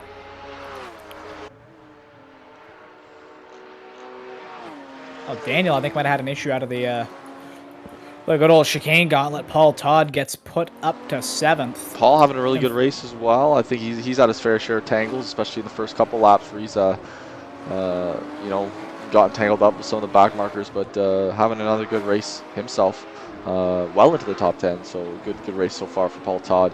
Able to get it sorted, just kind of plug away and do clean laps. Phil and Walter very close together as well. 0.4 of a second between them as they come by the start-finish. Val and Nathan both making liberal use of the final corner. As or the final curb in the chicane, rather. I think at one point I saw all 4 of Nathan's wheels in the air. Frankly, a feat that I didn't realize was possible. Doug Newman might have had a mistake. Val's almost caught him. Yeah, I'm not sure what happened there, but Val's been able to close all that gap back up. Doug just trying to get it sorted, trying to get it going again. Val's hunting him down. Val's still oversteering. Don't know what's happened there. And still no stops. You gotta think maybe these guys might have taken a full tank. They might just be running it dry. Remember, if you start with fuel, you don't have to load that fuel in during a pit stop. So effectively, you save time. But then you gotta weigh in, does saving that time affect the amount of time you lose from having the extra weight? Especially with these Porsche GT4 Club Sports. Fuel tank in the front, I believe. I think it would have to be. I actually don't see a fuel filler cap on this car. That's kind of weird. Yeah, it's very strange. Actually, it's probably on the front. Let's take a look at I don't even see it on the front. car. Oh yeah, no, it's here. Where is it? Right front fender. You can see the filler cap. Oh, it's on the fender. Yeah. Yes. Porsche things. Yeah. Fuel tanks in the front of the vehicles. So. But the 911 has it on the hood. Certain 911s. Other ones have it on the fender. It depends. That's true. Well, the other more important thing too, just not to get off topic, is that fuel tank on the front means the more weight you have, the more fuel you have, the more weight you have on the front axle. So theoretically, the better you can get it to turn in. Absolutely. To an extent. Yeah, you're battling. It's weight overall versus weight balance, for sure.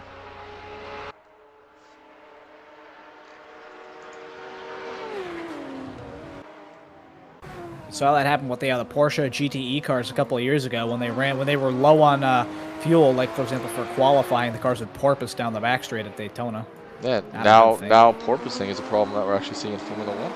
That's true. That's due to the ground effects on those vehicles. It's kind of funny with the rule change for 2022. That's true, man. These guys are they're just still battling. This is nuts, man. This is like they've literally been battling for like 30 minutes. I'm not complaining. This is awesome. Yeah, it's great. I mean, Nathan's still kind of in the mix. He's fallen back a little bit, but I'm sure with Val and Doug just trying to attack and defend. Ooh, Val trying to go around the outside. Around the outside, but he's going to have the inside here. Ooh, he has to check up. Doug's gonna close the door on him, and like I guess I was just about to say, this battle is gonna bring Nathan right back into contention as well. And yeah, Nathan's within about a second now. Yeah, so there he is. A little bit less understeer for Val there. Seems to have the car where he wants it. Not 100% sure though. We'll check to see if he oversteers out of the next corner, in which case I'll happily eat my words. Yeah, Gerald and Daniel actually having a good battle as well. Gerald about 0.3 off Daniel. I can't look away from this lead battle. I can't. Yeah, I mean, we got some great battles throughout the entire field, and I mean, kudos to all of our competitors. But absolutely, Gerald. I'm just really watching the. Really on Daniel. Really trying to capitalize. It had a really fast lap, a 1:19.8 his last lap. 2 seconds almost faster than Daniel up ahead. So Gerald's gonna be very hungry for that 8th place spot, and seems to have the pace to do it. So we're gonna monitor this over the next lap and see if Gerald's able to make a move and stick that place in his favor. Let's go back to Val. 4/10 from Doug Newman here. They're just nose to tail, man. They're absolutely nose to tail. I'm sure the drivers are having an absolute riot right now, because to have this, you know, back and forth battle this close, especially over an endurance race like this, that's pretty special. But one thing I've noticed too, out of the, I guess it would be the second last corner, the right-hander of that the kind of left-right 90-degree angle complex, Val's car seems to be, there is a bump there, but Val's car seems to be handling a bit worse over that bump. Don't know what he's done to it. Could be something as simple as a traction control setting, but he's definitely not doing himself any favors with it. Or perhaps the car's handling exactly the way he wants it. It just happens to look sketchy. Val tries a move to the inside of Doug Newman, not going to work. Just tucking it real tight, but, you know, when you go too tight like that, you compromise your exit, and that's what we see with Doug able to open up a little bit of daylight between the two, keeping it a bit wider and having a really good exit here. Val's going to take an interesting line through there, all of the sausage. Val just eating the curb on that second last apex. Philip Oliveira has set a new personal best of a 1:18.0. That's a very respectable time for this time in the race. That would have been a respectable time in qualifying, let alone this far into the race. And Val is still just trying to get that move done. And you know what? It's just not working. I think this battle's been going on for a long time. You got to think about how long it's going to go on for until he kind of gets a bit sick of it. Whether that means he gets a bit more aggressive with it, or he decides to just kind of give it up. Who knows? Still no pit stops from pretty much most of the field. We've only seen about 2 cars stop, let alone the front runners.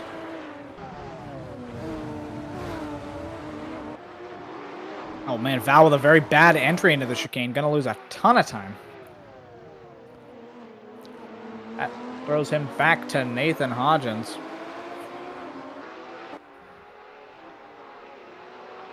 Doug Newman's going to be happy to at least have a little bit of breathing room, even if it's not for long.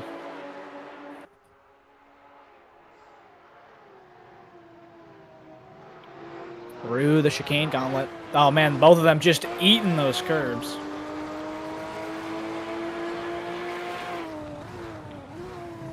Doesn't seem to be an issue. Once again, the top 3 are all within about a second and a half.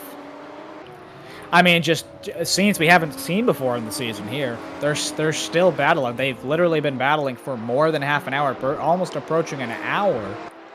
Probably about 45 minutes at this point of them battling. Absolutely, oh man, it's absolutely nuts, and I think over the next 34 minutes, they're not going to give each other an inch, especially as they go around to catch the next little set of traffic. It's going to be very, very interesting. Laszlo has pit. Big news.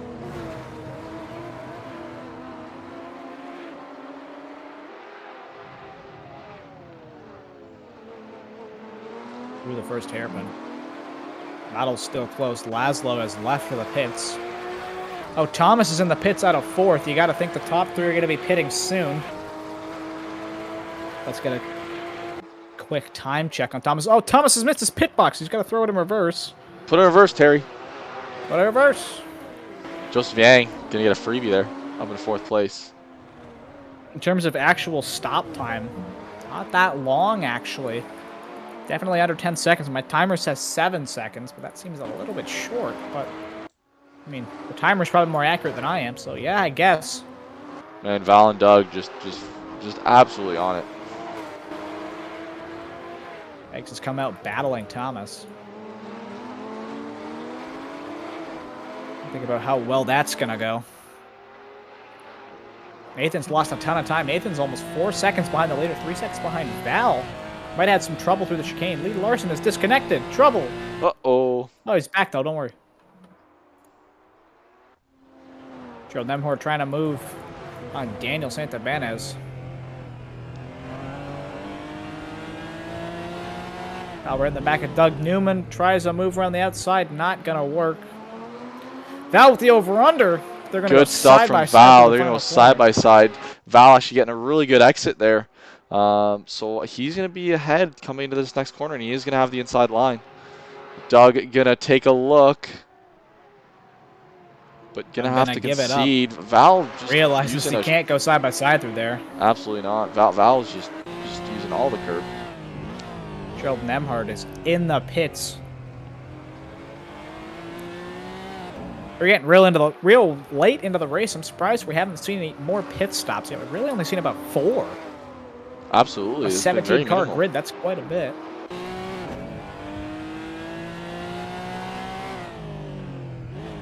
Newman's gap still only a second at the best of times.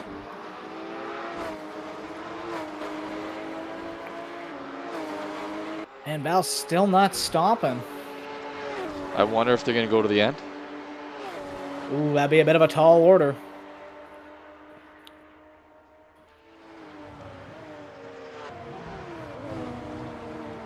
Oh, trouble, Gerald Nemhard is disconnected. No! Oh, no, dude. Oh. No, that was my That's pick. so unfortunate.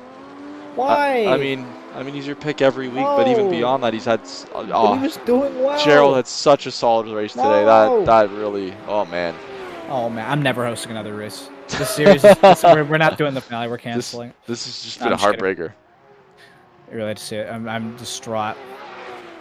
Val seems to be putting in some decent laps on this emptying fuel tank. They pulled a 1.5-second gap. Also happens to be because we've had clean air for a while. We'll have to see. This might get interesting in about a lap or two. If they stay out and don't pit, they're running into a lap pack of about 4 cars. Oh, Val getting way sideways out of one of the last corners. That seems to fit the bill for the way Val's car has been handling him for probably about the last, I don't know, at least 30 minutes of this race. Danielson Tabanas pits from 8th. No pit stops from the top 3 still. Daniel taking even less than 6 seconds of fuel. So real quick pit stops coming in here. Oh, and a wreck coming out of the final chicane. I don't know, or the final chicane. I don't know who that was. Phillip, just with one of the wildest wrecks ever. Up spinning about 5 million times there. Gets it going again. Look at this. Thomas trying to move on Gags for 6th, or for 5th, rather. Oh, Thomas hitting the curb and feeling it about 5 times through that real stiff. I think it's Bilstein suspension they got on these things. Oh, yeah. Ooh, he's closing in on Mike in a big way. Mike getting a decent exit, but, oh, man, Thomas keeping the pressure on. Really, really strong pace for both of those gentlemen in the 19s. I think, well, it still looks like we're not going to get any stops.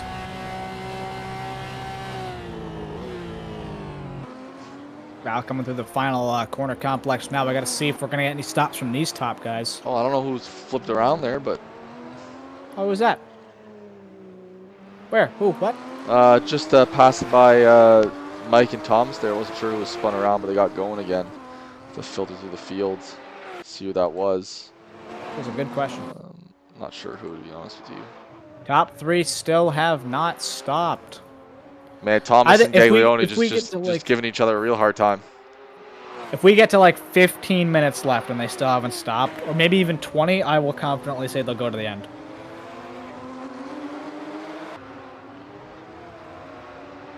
Who knows, though? They might be able to make it.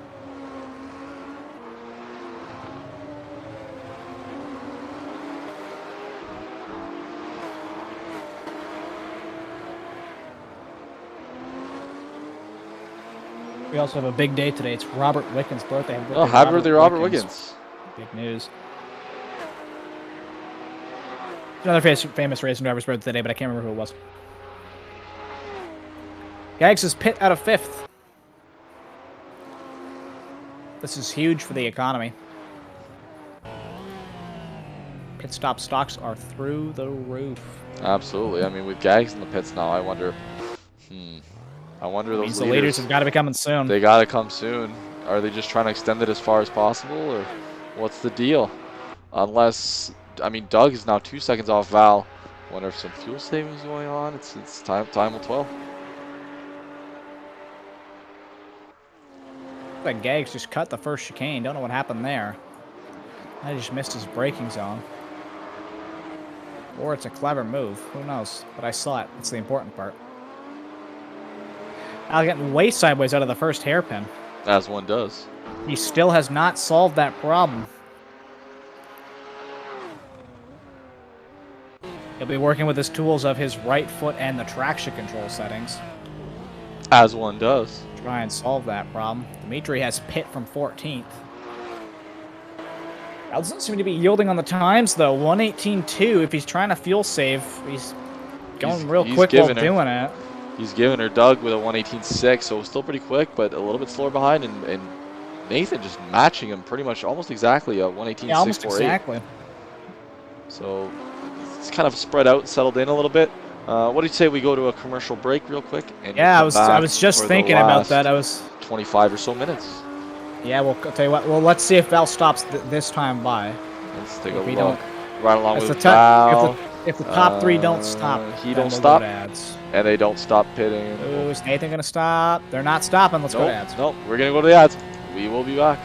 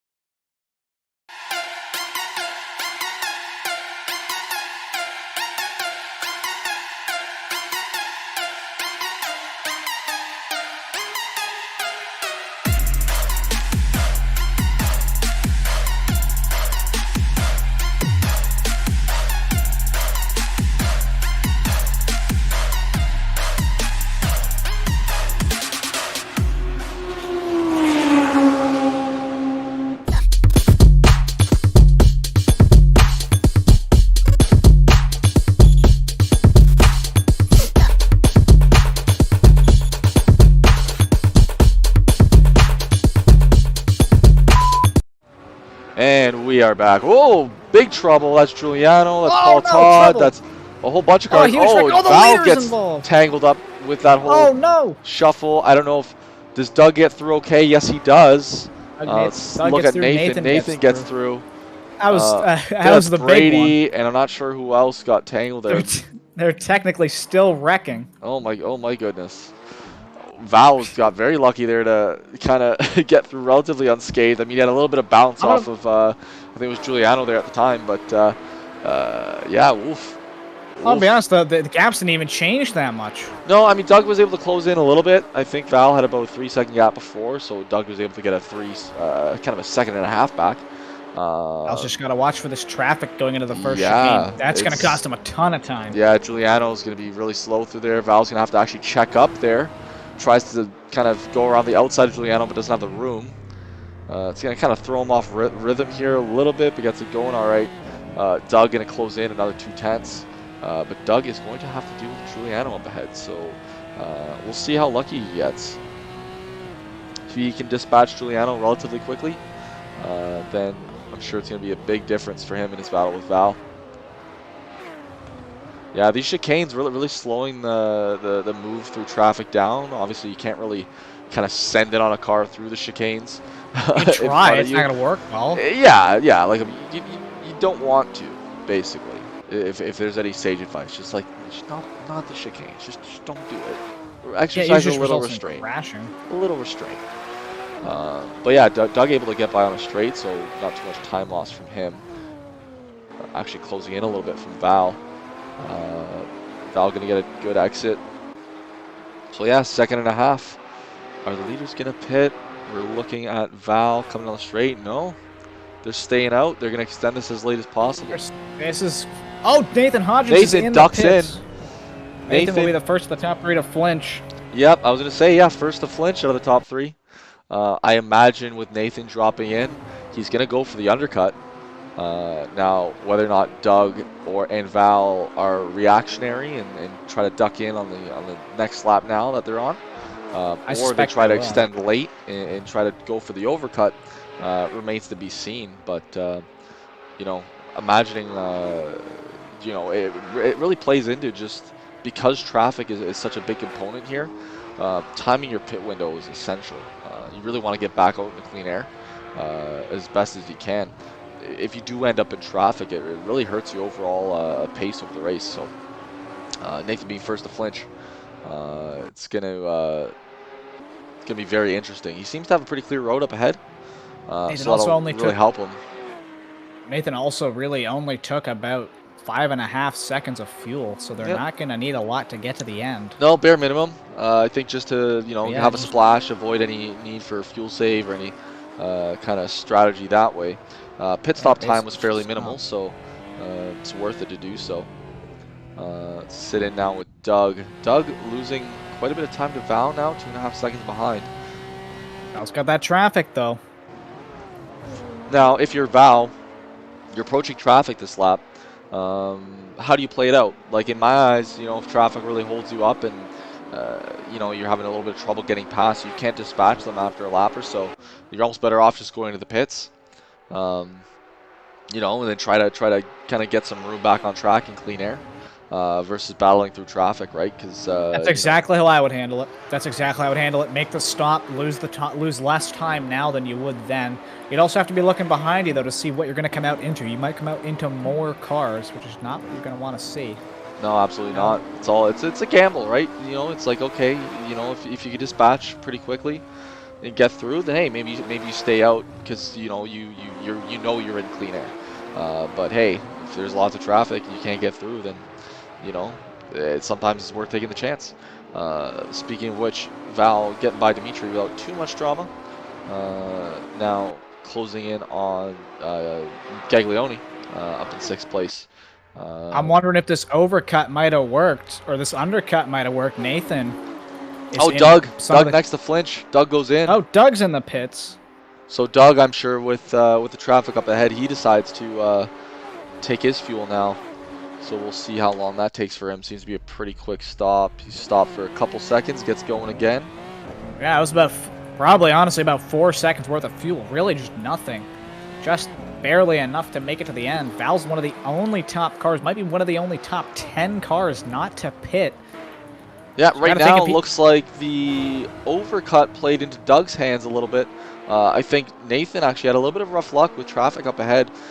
So he's now about 5 seconds clear away. Or sorry, Doug is 5.5 seconds clear of Nathan. So the undercut really not working for him all that well. I think he just ended up back in traffic, and that really slowed his pace. So overcut really doing some big things for Doug here. Now, the question is, with Val, our race leader, he still has to box. He did get past Gaglione. I don't think he saved that much. Also he true. Might be coming in this time, unless he's trying to fake us out. I think he's in. Oh, no. Oh, he faked us out. He's definitely toying with us. There's absolutely no question that he is toying with us. He's got to be. Yeah, he's got to be at this point. That's definitely a Val thing to do. Let's take some of the chicanes. I don't know how much he's hoping to gain. Doug seems to be pulling away from Nathan. Val's last lap on 1:18.1. Nathan's last lap, let's check it on the out lap on 1:18.9. Val does have some clean air to run in. Way off the gas with the chicanes. I mean, obviously you're gonna do that. You're slowing down, but it might be a bit more than he was previously. So either Val took more fuel initially on the start, which I mean I don't know why you wouldn't take a full tank on the start, or might be doing a little bit of saving on his own. Who knows? He might try and hypermile it near the end, depending on how much of a lead he has. Meanwhile, Walter has gotten past Giuliano, and nope, never mind. Yeah, he does have a big chunk of time here. He's got 22 seconds in hand. There is 17 minutes left of the race. I'm not sure what his fuel load is like. It looks like he is ducking the pits. So there we go. Val is now in the pits, and he is the last of our top 3 to duck in. So we will see where he ends up here. Should be a quick stop. Oh, it mixes his box. Oh, it's missed the box. Oh, no. Has to put in reverse. Puts it in reverse. That was still a pretty long... It's going to be a long stop even with the error he had on the stop. He's going to come out basically racing Doug Newman. Sans traffic. Remember, with the pit exit, they are allowed to go through that first chicane. Doug Newman's right there. He's going to be begging Lee to let him by. Oh man, they both catch traffic at the worst possible time. Just Val getting the better of it though. Giuliano. Gonna have to get by Giuliano, and he's gonna have to do it as quickly as possible if he wants any chance of fighting for that lead again. The bad news for Doug Newman, nothing but clear track in front of Val, relatively speaking. That is not going to be helping him. Giuliano getting a little bit squirrely on the exit. Doug Newman probably going to try the move here. Giuliano gonna let him have it. Hey, Larson becoming acquainted with the wall behind him. Gap only 1 second. With just under 16 minutes left. And the battle now no longer lies on strategy. It now comes down to driver skill and a bit of luck with the traffic. The good news is it seems like they've only got one car up ahead, and then it should be clear almost all the way to the finish. Doug closing that gap, so he's a man on a mission now. So 1 second separates the top 2. Nathan not too far behind. Giuliano ducking into the pits, so I mean, Nathan might be a threat still. We'll see. Last 15 minutes of the race. There is some traffic up ahead of Val and Doug, so I mean, if Nathan can dispatch Lee Larson up ahead with some speed, you know, this could bring the race right back to him. So don't count Nathan out yet. Absolutely not. Doug Newman, out of the group of these 3 battling, he's been the one who's led the least. You got to think how much it's gonna matter to him to get this win.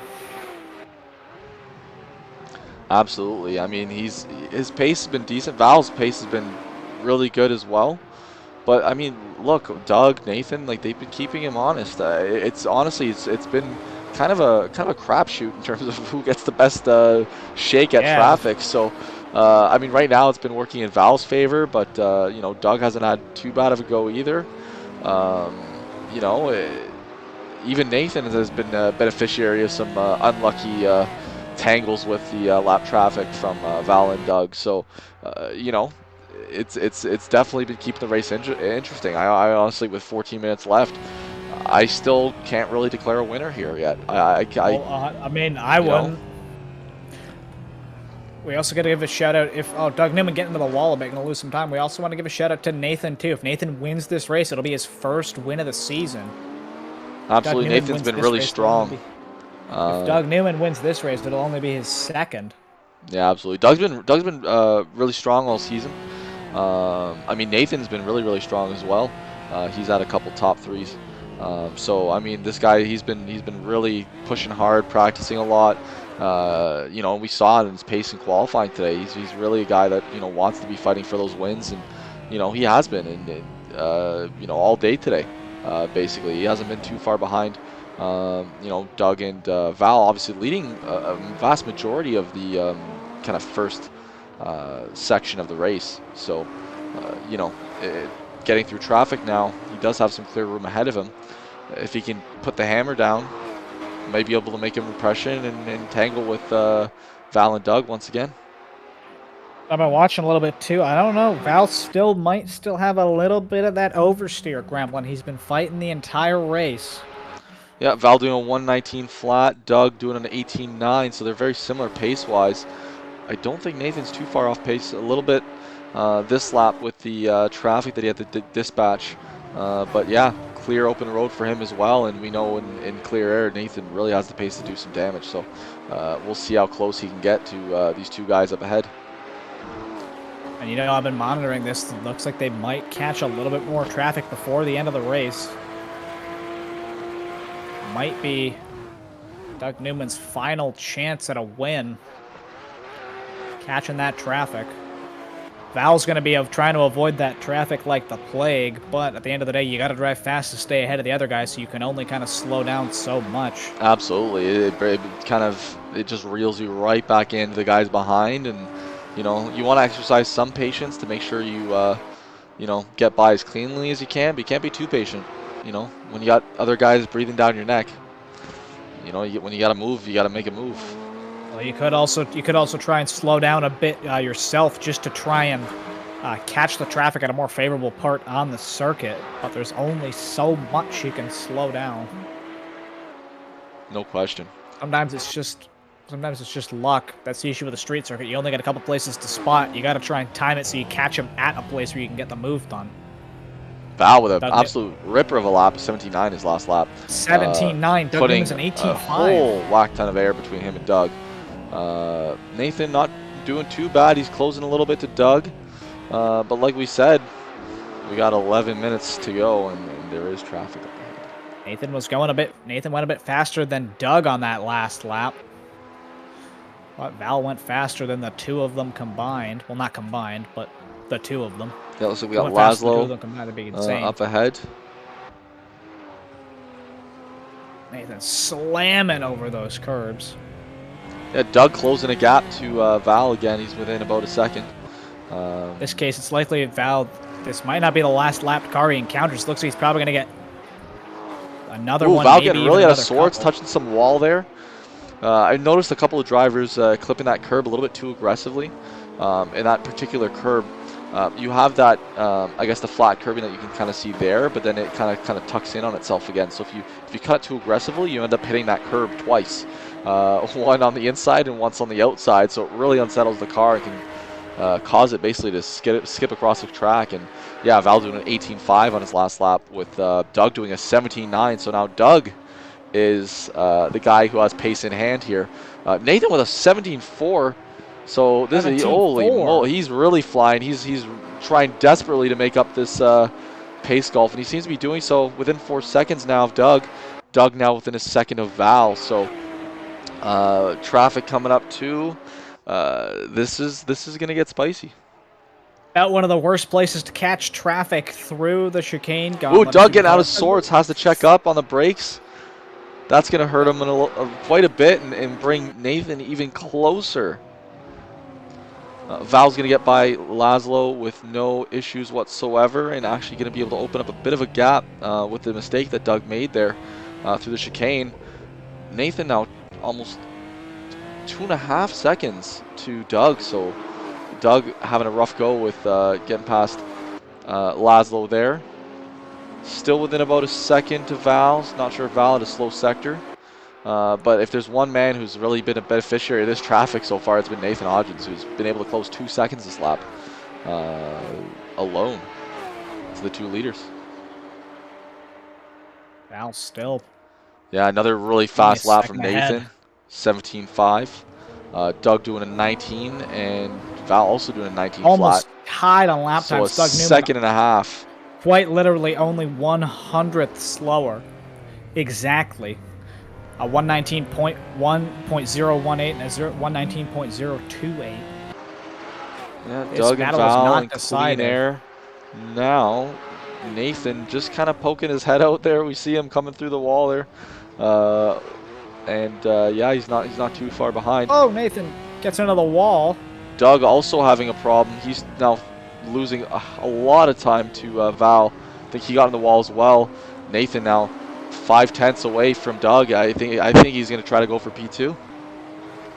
Nathan's going to try and get this P2, get that valuable point this late into the championship. I mean, honestly, for both of them, it's almost in their best interest to work together, try to catch Val up ahead. Well, I mean, and in a terrible sight, I'm looking at the track map right now. Val is going to catch 2 or 3 other cars before the end of this race. Oh, Joseph Yang's in the pits again. Wonder if he went too light on fuel. Alex Milo's also in the pits. I don't think he was going to be able to save enough. Joseph Yang taking the smallest splash. He's going to come out. He might come out in the middle of this battle for the lead. This will not make people happy. As such is racing. Oh, it's not going to be too bad. However, Joseph Yang has come out between Val and Doug Newman. A happy sight for Doug, and not exactly, or a happy sight for Val, not exactly a happy sight for Doug. No question. So those two drivers are going to have to get through another car before they can catch Val. So yeah, no, lots at play here. Oh, Val getting a little bit out of sorts with that chicane. Other two drivers getting more out of sorts with that chicane. And Doug's going to lose almost another second through there. But closing up, Relative's kind of bouncing all over the place here. Val just doing enough. Fighting that oversteer still. As we're seeing through that corner there, but is doing enough at the moment and just has the track position, especially with a traffic. Huge slide out of that corner. Hate to interrupt you. Nathan with a huge slide out of that corner, going to kill a ton of his momentum. He's only lost basically a second to Doug Newman, and it's only going to get worse. Yeah, just rounding 6 minutes and 15 seconds left in the race. Val still in the lead. Quite a bit of a gap now to Doug Newman and Nathan behind. Val seems to be doing enough, and he's been having good luck with traffic, so it's been keeping him on the straight and narrow in a big way.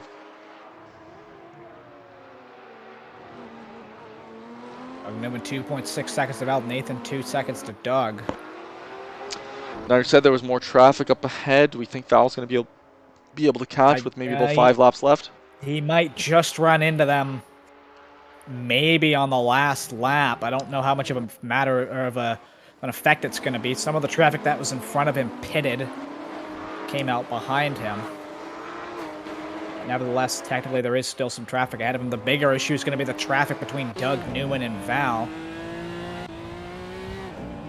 I don't quite know who that is, but they are definitely making Val very happy and making Doug Newman less than happy. Yeah, I think it's Joseph Yang still in between. Yeah, that is Joseph Yang. Yep, you're correct.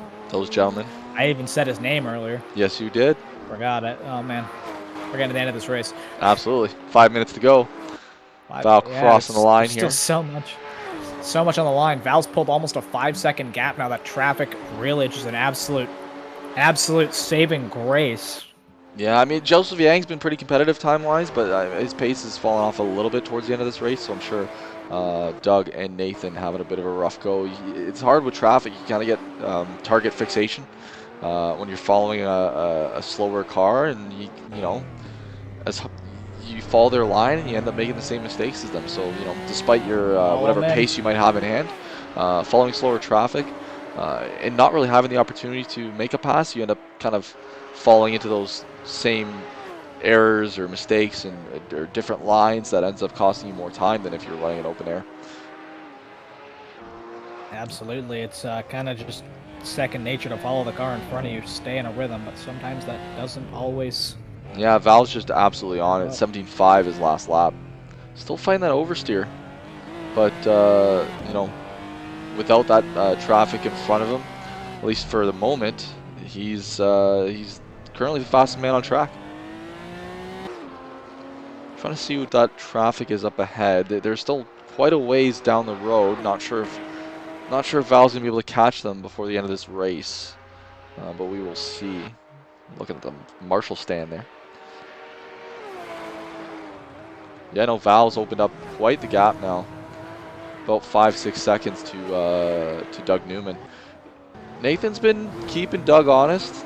He's there. 1 second, 1.2 second gap. Only takes a mistake from the driver in front to be able to capitalize and get that second place position. But I mean, Val's opened up quite the gap now. He's got a little bit of breathing room between Doug and Nathan behind. They will probably get 2 laps left. That is my prediction. Absolutely. Looks like it's Michael Gaglione up ahead of Val, and Val is catching him. Probably Nathan. Taking still a couple seconds behind. I think about all 3 of them might have taken way too much curb through there. Bouncing off the wall, making thorough use of the concrete barrier on the outside of the circuit. But they keep on trucking. Nathan having to get out of the gas on the exit. Went a bit wide, trying to avoid that inside Val curve. narrowly avoiding the outside wall there, coming onto the front straight. Ooh, we got a pass for 12th place. Giuliano and Brady kind of tangling with each other. This is gonna crazy dive bomb. Yeah. Brady gets ahead into 12th. Giuliano 13th, pulls behind. I think that's Thomas Langiel behind him in 4th. Field's quite spread out, other than the top 3. And that bottle for 12th and 13th. Ooh, Brady goes around, and so does Giuliano at the chicane there. Double into the S's. Giuliano just tried a very and who's that move. coming? I can't see who that is. I think that was, not quite sure who that was. Not too far from the leaders, as I just saw Gaglione go by. Val. Oh, Val getting out of sorts. Getting all out of sorts, hitting the wall. And this is a big distinction because Val is going to catch them coming into. Oh, and Val's going to catch. It sector. Looks like that's Giuliano right now. That is not what he wanted to see. Giuliano gets into the wall, going to hold Val up. Yeah, that gap already coming down from Doug Newman and Joseph Yang behind. Quite possibly the worst scenario ever. Oh man, Val's really struggling. He's going to have to just clear Giuliano there on the inside here. But that gap really coming down from between him and Doug Newman behind. I don't know if it's going to be enough. Val starting what is probably going to be the last lap of the race. Will be the final lap. Through the first chicane, just got to keep it neat and tidy. Bouncing off the wall on the inside there. That's not Val's starting to struggle. Starting to struggle. Wonder if those tires are nearing the end of their life, but that 5-second gap is now 4 seconds. That oversteer might come back to haunt him. Nathan Hodgins only 1.3 seconds behind Doug Newman. If a mistake happens, it's likely he will gain the place. Val hauling it, bouncing the car over the curbs. Just throwing it through the curbs. Oh, Giuliano gets into the wall on the exit. Doug Newman getting a bit sideways. A little bit of traffic ahead of Val. I don't think it will be a factor, but the traffic behind Val might become a factor in the battle for second. Oh, Val touching the wall again. He must be really struggling for front end grip because he's pushing the limit, just trying to get to the end here. Get onto the power. It's going to be enough.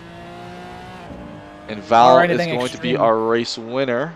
See him cross the line here. Second isn't quite decided yet, though. Nathan about 8.8 seconds back. Not quite going to be close enough. Not going to be close enough. Doug is going to get second place. Nathan third. Really hard fought for them. But Val, once again, you know, our race winner. Really strong race from him. Not the fastest pace-wise in qualifying, but you know, has managed just to keep it clean and kind of got lucky with traffic and, you know, kept the cool head and he prevailed, especially at the end. So, awesome win for Val Di Pietro. But honestly, great race for Doug and Nathan. They were, I mean, less than a second apart by the end, and they were just keeping each other company the entire time. So, really great race for them. We're looking for Thomas, I guess, is our next finisher here, just round to the last corner. Our next finisher. Thomas going to come home in 4th place. Gag's looking for a respectable 5th, too. Yeah, Paul Todd going to cross the line as well in 7th. Strong race from him. Philip not too far behind. 9th place for Phil. Pretty good race for him. Look for Gaglione and Brady. Going to cross the line. Brady going to cross in 12th, and Gaglione going to cross in 5th place. I mean, all in all, a lot more of an eventful race than I thought was going to happen for this track. There was definitely some doubts about the track, the car and the track combo. Glad to see it. Seemed to be a pretty interesting race. Let me just go real quickly check and see if we can get an interview with our winner. Grab the top 3. Why don't you? I will grab all of the top 3. While Josh is grabbing those guys, once again, want to thank HIP Motorsports, 13 Motorsports, and Adrena Garage for promotional consideration and providing prizes to the drivers supporting this series. Hey, yeah. Val, you won the race. Nathan, you came third. Where's Doug Newman? Doug Newman, you came second. Well, Wow. What a race, guys! Like, Great. My holy, goodness. Pretty intense. Dude, lap traffic made that pretty exciting. Yeah. Yeah, I'll tell you what. That was whoa, trouble. Val has been destroyed while doing his victory donut. That donut was actually the exact same like diameter on both the inside and the outside. Like it was just a perfect circle. Guys, how was the race? There was you guys are basically handing the leader out in the entire race. What was it like from a driver's perspective? Terrifying. Yeah. Yeah, the second chicane is something else. You just kind of pucker and go. It's definitely a corner that exists on a racing circuit. each of every you race guys corner. had your fair share of fun with traffic, getting tangled up. There was one, I forget which turn is after the second chicanes. The left-hander. Yes. Well, that left-hander, there was a big pile-up. the pile up, and I'm like, oh, okay, there's Route somebody there. just like stopped on the outside of the track. There's no way they're gonna just like close that area in front of them, right? Sure enough, they just hit the gas, block that apex. It's like, Nice. no. Yeah, no, you guys, traffic, I'm sure made that interesting. I mean, Nathan, for the first kind of 30, 40 minutes, like you were in a league of your own pace-wise. You talk us through it because you had a really strong qualifying as well. Yeah, I think I had like almost a 7-second lap there at some point, and then came across a wall of cars in one of the turns. Yeah, that pack was nuts. Yeah, in which I had to ram through. Yeah, no, it's funny, man. The traffic was the great equalizer this race, I think, because you guys all had very similar strong pace, but it's just who got lucky, who could Moses through the through the mayhem. Following people through the chicane, like fast or slow, is just terrifying. Yeah, Oh, yeah. absolutely. Because So, you got to be like a foot or two off of your marks to get the good bounce, and then there's a whole car that's making you blind, and also making you slow down while you're in the air. I think for a while there, I had a different line through the second chicane, so I was kind of holding Val up because his entry was a lot further to the right than mine. I kind of narrowed my entry to skip the second or the middle part of the second chicane. But yeah, it was interesting for sure. So Val, I thought all three of you guys were going to stop on the same lap. I thought the leader was going to pit, and then we had 2 reactionary stops. You guys kind of seemed to spread it out, though. Actually, Yeah, Val, I ran way later completely than I dry. thought. I went completely dry, so I went an extra lap. I was going to see if you were trying to make it to the end. No, you couldn't. No? You were, I Okay. think, 17 liters short, and I ran mine down to 0.3 of a liter when I rolled into the pits for like my first stop. I tried to go a bit early, just hoping you guys would catch some traffic. Man, I thought about it because, like, I think a few laps before I was like scheduled to pit, I saw that group of like 4 or 5 cars that like the death But traffic. they all crashed. Yeah. Yeah, there seemed to, regardless of what the point was in the race, there always seemed to be one group of lapped cars that was like 4 deep. Oh. And they were battling, so and that's, I don't know, it made things interesting. Easily the 2 highlights for me were me and Doug fighting through, I think it was either it was the second chicane. Doug kind of bumbled it up, I kind of bumbled it up, and then Nathan had the perfect line to sort of shimmy offline right at the exit of the chicane and like pass both of us? Or was it just me? I think it was both of you guys. It was Yeah, both. Nathan, It was Nathan both. slithered on It was through, tight got of a both Saw of it you in my guys. mirror and it Got a was 2 for perfect. 1. He just like snuck by, got both of us, and then I couldn't make it. beautiful. I thought for sure he was just gonna jump on one of our trunk lids.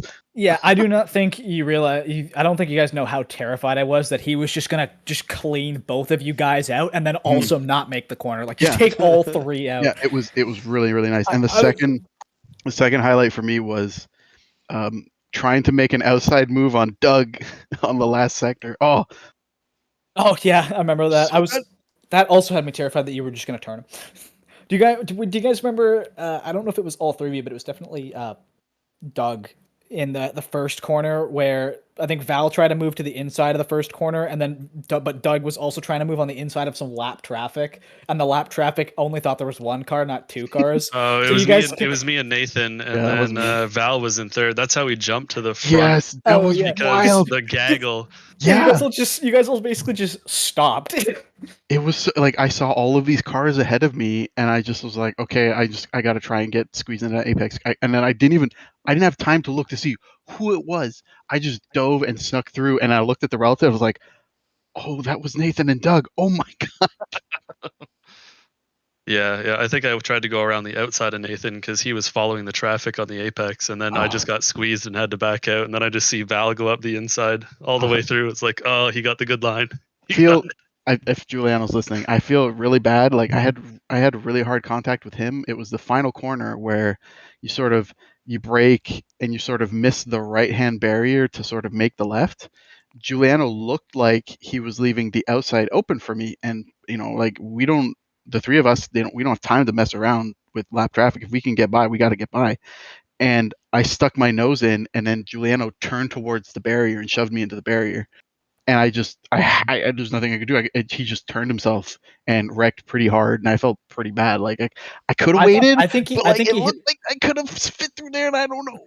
I think he hit the tire on the inside. I think that's what happened. I'm pretty sure he hit the inside tire and just shot right. He hit that tire because he squeezed me into the barrier, and I pushed him into that tire. I was gonna try and like squeeze him and just pass him with some speed on the outside, but it wasn't to be. Yeah, dude, the corner after I think it was like 3/4 halfway through the race, the corner after the first chicane, I was the left-hander hairpin. Mm-hmm. I was mid-corner with full like steering lock, and I was getting on the power, and my VR died. Oh. And it killed it for like a good second and a half. It went gray, and then I could still hear everything, but then the video just started slowly coming in, so I lost like... How does that happen? Weird. You know, like those old effects where like it kind of gets grainy and then goes to like a clear picture? What? Yes. Dude, it was like the weirdest thing ever. It was so disorienting because I'm looking through the corner, and then the next like second and a half, it starts coming back, and I'm pointing at the wall on the inside. I was like, oh my god. It's like a flashbang. My man hit G-lock. Yeah. He pulled so many G's through the corner, he just passed out. I'm very impressed by that fastest lap so late in the race. Mm-hmm. Yeah, me too. I was impressed that despite all the crashes, the race seemed to be kind of interesting, actually. I mean, it was interesting to watch. I mean, to drive, yeah. I mean, there were definitely some bigger gaps, but it at least seemed that you were busy throughout the race. You weren't just lapping.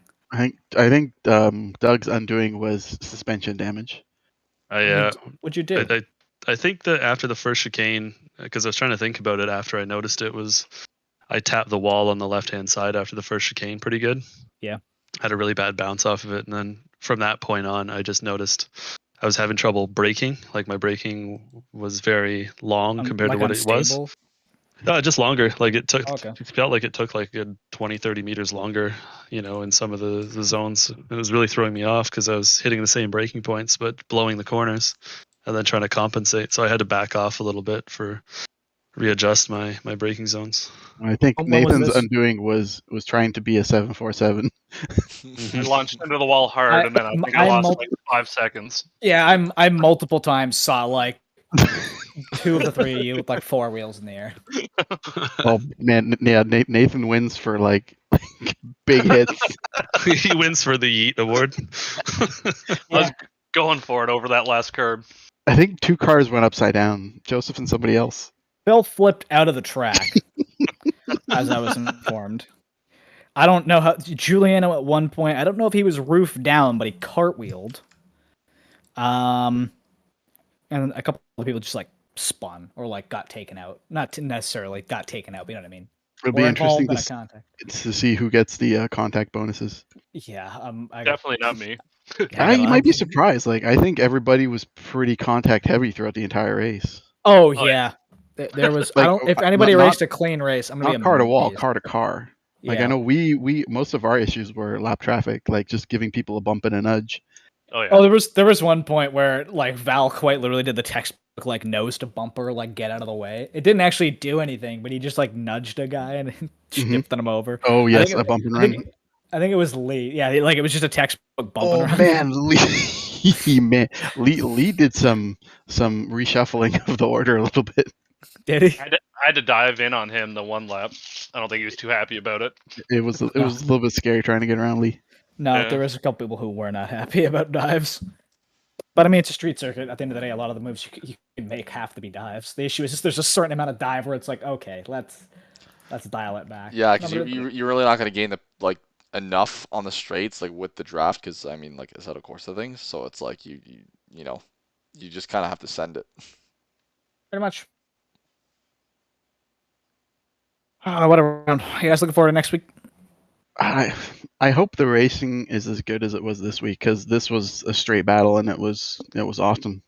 It was my favorite by far so far. Oh, really? Yeah, I think it was the great. racing mean- was just so good. Yeah, because the lap was so variable. Yeah, Yeah. And that's the car was interesting. great. The car That's was interesting fantastic. because it seems that the only thing people did about this round was complain. Okay, so it wasn't only Which me is fair. who That's had fair. trouble Which is shifting fair. near fuel cut, right? Like if it was bouncing off the rem limiter, it didn't always shift up, right? No, I experienced that once or twice. Yeah. Okay, it kept on making me think like my shifters were starting to go. I got a question, actually, Val, because you just reminded me. Were you struggling with oversteer for like the entire race? Well, You just looked a lot slidier than the other guys. definitely out of the final corner, I would be counter steering a lot and trying to get the power down early. And I think the hairpin, yeah, I would power slide a little bit. I wouldn't have a lot of entry oversteer. No, just some exits, sure.